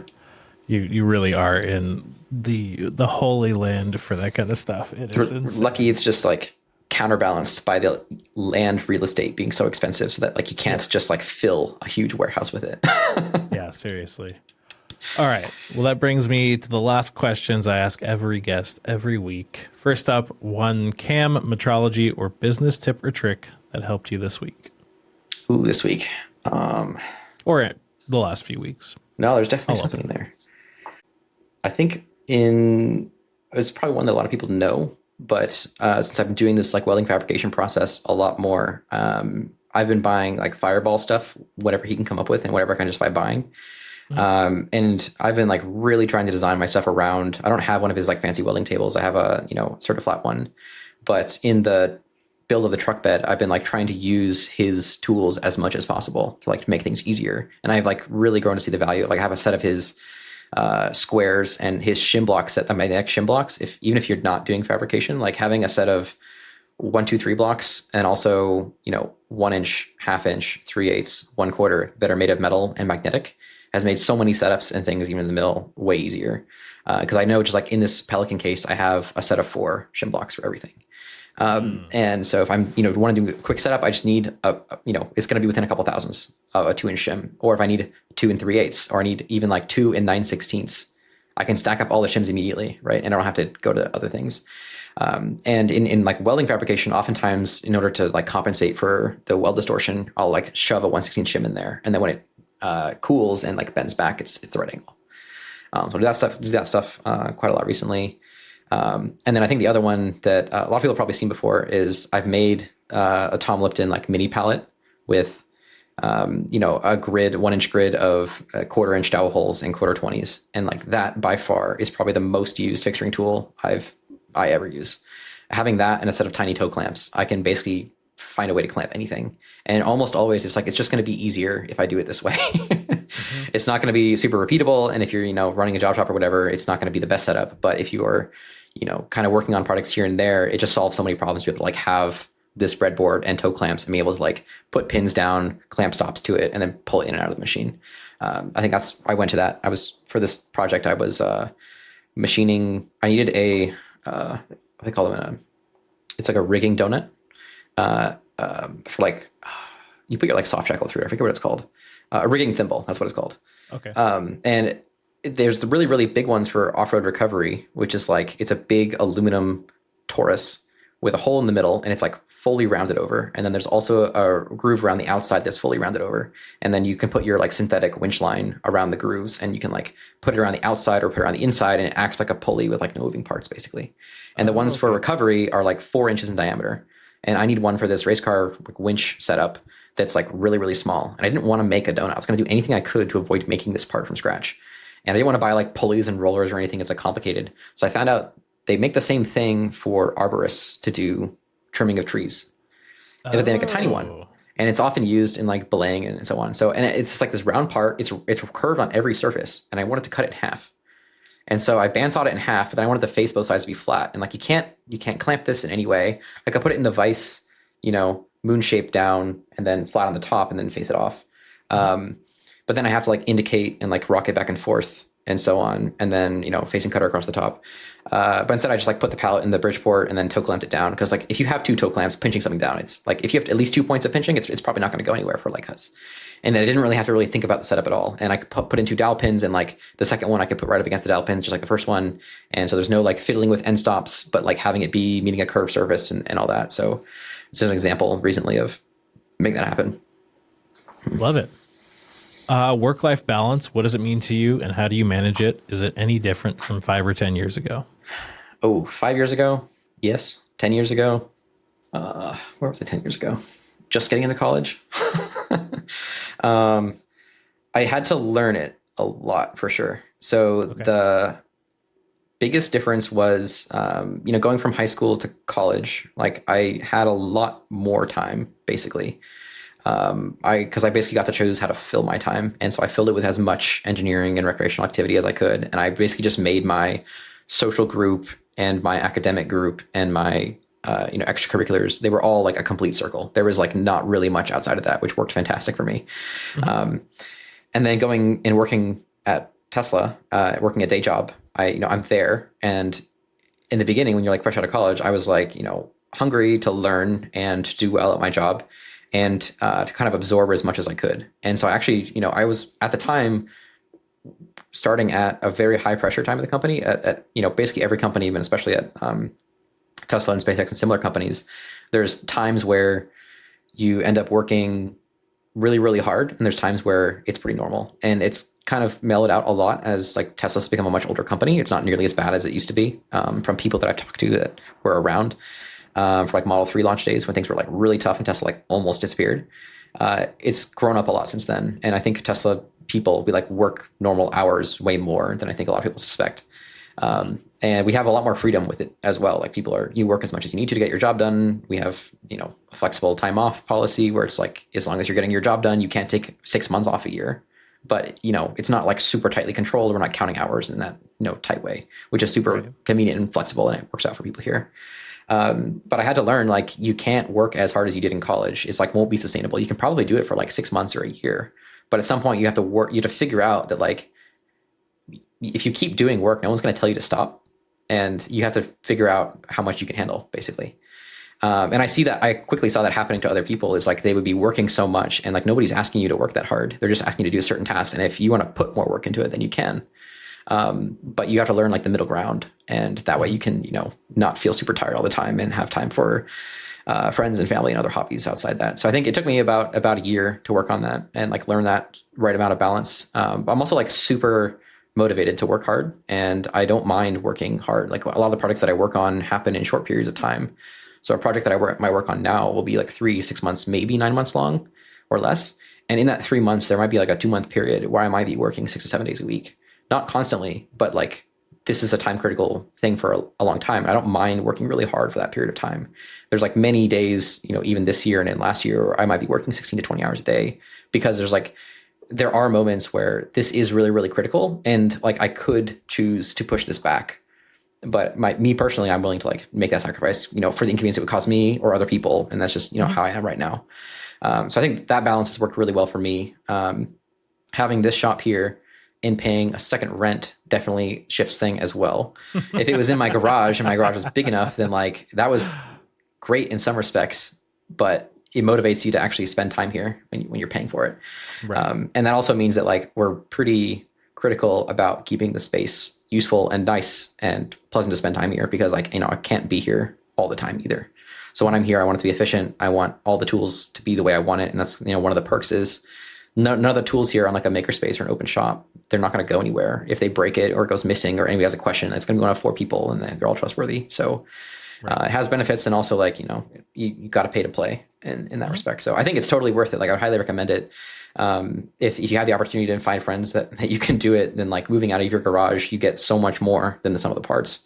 When you're able to like build a space like this, it may not work in everybody's situation, but also just like not having it be steps away from where you live has its own benefits as well. So definitely would recommend it. It does take some learning. Like, I've been at Tesla 5 years now, and I'm like, still early in my career, but I've seen how people work as interns and then they convert to full time, and then they have to like learn how to gauge the balance of working well. And there's usually like a moment or a project that like teaches someone the hard way, and they don't realize until afterward. Like I think that's pretty common among engineers that especially do formula, where you're like, you're doing 80 hours of formula a week at least at some points in time, and doing school, and like it feels fine.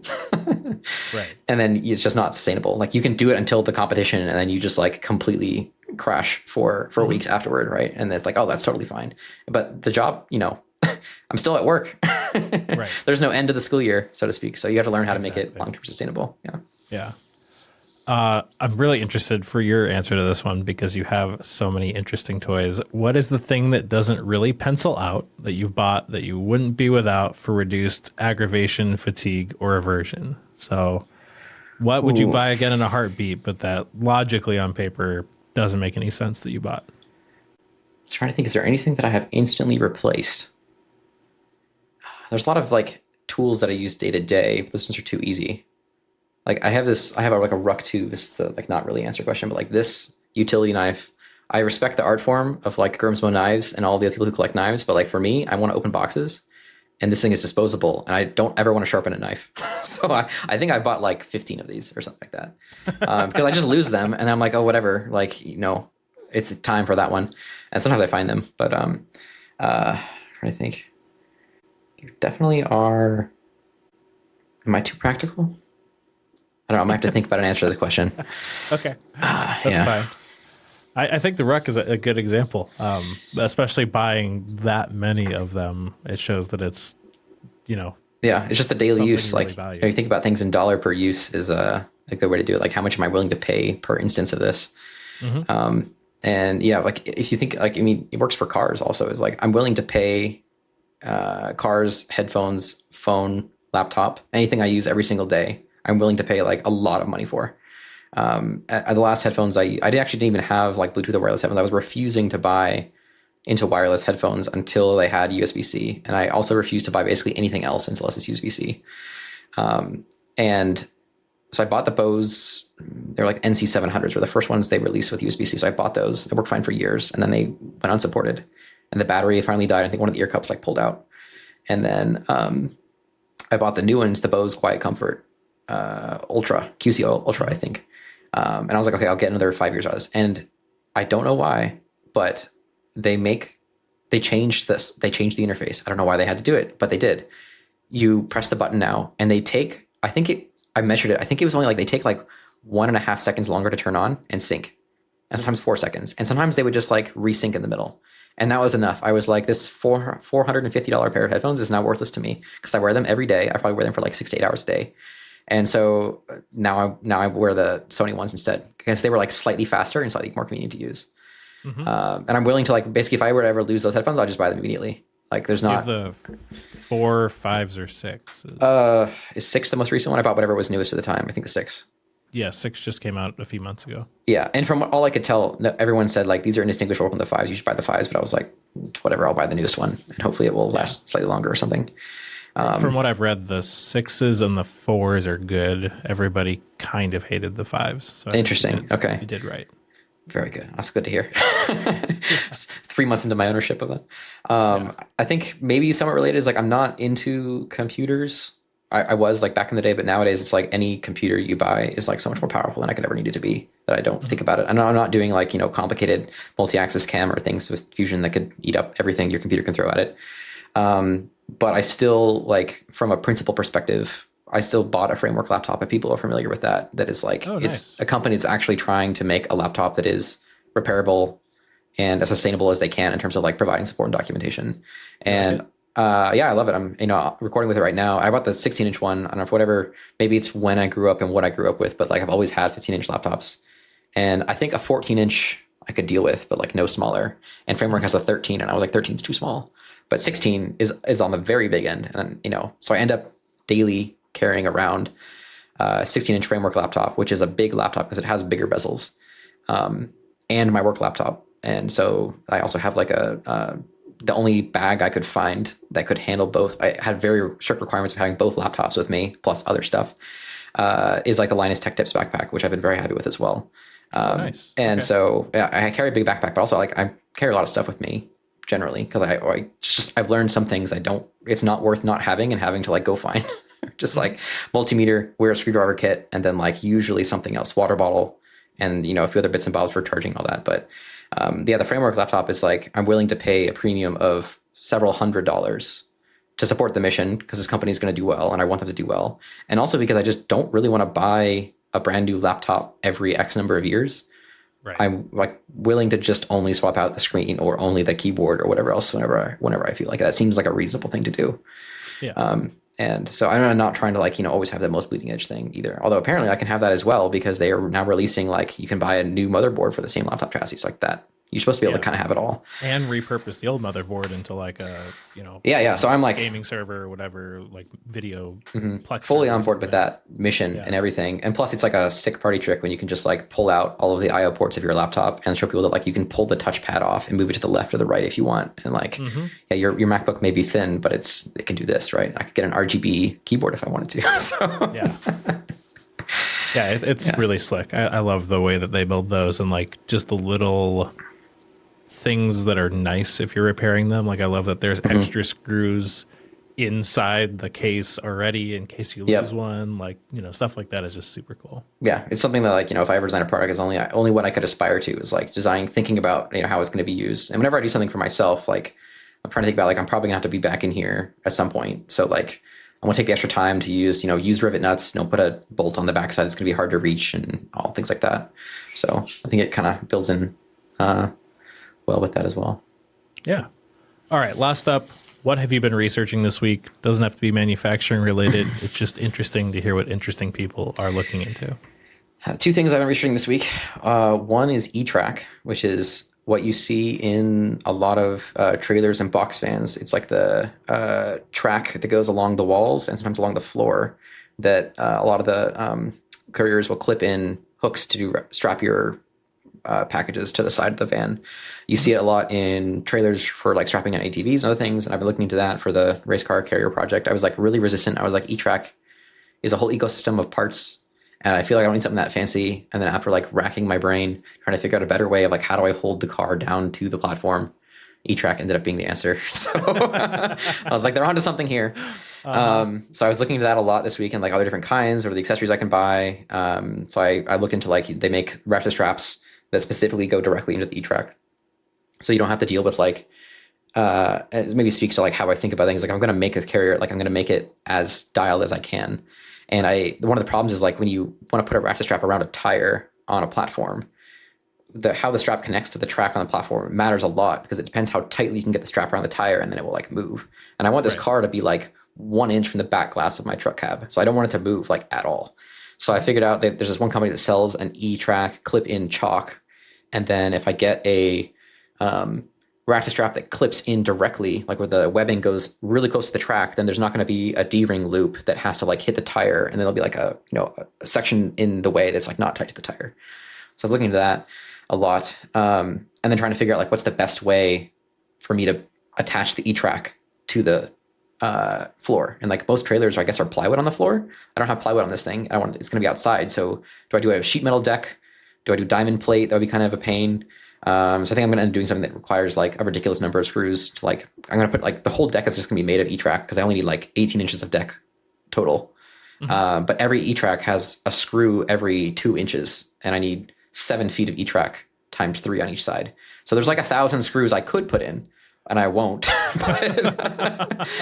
And I'm like, okay, I'm going to put E-Track in, but I know I'm not going to paint this thing or powder coat it until I'm done and tested it. So I need to put the E-track in temporarily. Do I rivet it in and then like drill out all the rivets? Do I thread all the holes and put bolts in? Like this is what problem I'm going to try to figure out soon. So I'm digging myself in this hole deeper and deeper. The other thing I've been spending a lot of time on this week, it's for a work-related project, is I'm really deep in a project right now building a testing technology that we want to use for like evaluating the safety of battery cells. And so I've been looking really deeply into like the materials that we use, like the batteries, and like, we use various kinds of plastics and polymers, and just learning, trying to build up a knowledge base. Because like in college, most of my education, I think most mechanical engineering educations, you learn about simple materials, quote unquote, that are like metals behave generally in a very predictable way. And then polymers and elastomers, they have a lot of these like time and rate dependent phenomena about like how hard you squeeze them will affect how stiff they are, and they'll relax over time. And I'm sure in machining, this is a big deal because there's a lot of built-in stresses in the materials. And then like if you just clamp them for a while, some of them will stay that way and some of them won't. And so all these even in metals, like aged materials, you're like, oh yeah, like it's been solution treated and aged, and you're like, oh great, cool, yeah. All right. And so there's like these plastic films and these materials I'm working with that we use in battery manufacturing, and I'm trying to like better develop my intuition for how they behave, because when we take the raw materials, they get like super heavily processed. Like they're getting annealed and stretched. They're exposed to different chemicals, and so I'm trying to like learn more about like just basically reading research papers about how if this material is exposed to this other chemical, then like does that permanently change the material? If it's soaked in it for 20 minutes, 2 years, 2 months, how does that change? If you take a plastic film and you were to like stretch it in one direction, then if you like zoom in on it with a microscope, it'll like fail in a specific way depending on what kind of plastic it is, and it'll have different properties in the stretched direction versus like the perpendicular direction. And so that means that like now, which direction you use it in will also affect like how it will fail or how it will break apart. So I've been doing a lot of research into like those kinds of materials, and there's a lot of this is like been tested and evaluated a long time ago. But I'm trying to like build up my intuition for that, so that for this project I'm working on, I can have some footing when I'm working on the next steps, because a lot of it has to do with like material testing and material analysis and doing some failure analysis, things like that. And a lot of it has to do with like this team at Tesla I know works in this area, but they haven't had to consider these parts this way. So like I want to learn enough to be able to use the right words to ask them the right questions, essentially. And something that I was like learning about recently is like some materials will recover. Like if you put them in a certain solvent, like this, I was reading about a polyethylene film that like it can make it stretched. And then when you soak it, if it's only exposed for a short period of time, then it will like have a lower strength. But then if it dries out completely, it'll recover like 8% of its strength. But if you soak it for 2 months, it will never recover its strength once it dries out. And so there's like all these kinds of like, and it has to do with like these molecular interactions of how the materials were made. And it just kind of, blows my mind today. I was like, plastics is so much worse than I hoped it would be. And like metals are so predictable and easy in their own ways. I'm not like an expert in how metals respond and how other solid state materials behave, but like plastics and polymers, they're so much closer to like, I guess, quote unquote, pure chemistry than you could hope. And you could have the same material by molecular design, but just by the way it's manufactured, stretched, cured, aged, heat treated, like you can dramatically change its behavior. And the thing that I want to design interfaces with material that like we get it in this nice roll form, and by the time we're done with it, it's been like stretched, soaked, dried out, treated, manipulated, formed in so many different ways. Like I don't really know what I'm dealing with and what to expect. I can test it and show you the results, but like understanding why those things happen is sort of part of what I'm trying to parse apart. So having the opportunity to like talk to experts, on the material science team at Tesla is super helpful with that. And then also they can tell me like, I don't know about this, but like, I worked with this, colleague when I was doing college research about it, and he like did this, he worked on this project and here's a paper that he wrote. And so I've gone down that path a few times. So I'm lucky to have like a balance of being able to do this like kind of pure research as long as I can tie it back to what I need to at work. So in past weeks, it's been more or less interesting depending on like what problem I need to solve. But right now it's kind of more classic academics and material science type stuff. Very cool. That's awesome. Well, Ethan, thank you so much for joining me. It's been nice to get to see you in person. I've only, I think, seen you in a picture. Sent me like when everybody was at your shop. And it's just been really cool to get to hear more of your story. Thank you so much. Yeah, it's been a pleasure. Thank you so much for having me. And if people want to catch up or see some of your crazy projects, where can they find you online? I pretty much post on Instagram. I try to post projects when they're at some stage of completion. It'll get a formal post, or if there's an event or something that happens. Otherwise, like I'll post what's going on in progress, mostly in my stories. So if you catch that one, you can see what I'm either problem solving or have just broken recently, or whatever we just pulled out of the dumpster. My handle's at ethan.perrin97. And yeah, feel free to follow me. And if you have any questions about anything, I'm happy to respond. Yeah. Awesome. Well, thank you so much. Thank you to all the Patreon members who let me send people like Ethan a headset, mic, and camera so you guys get good audio and video. Thank you all for listening, and I will be back next week.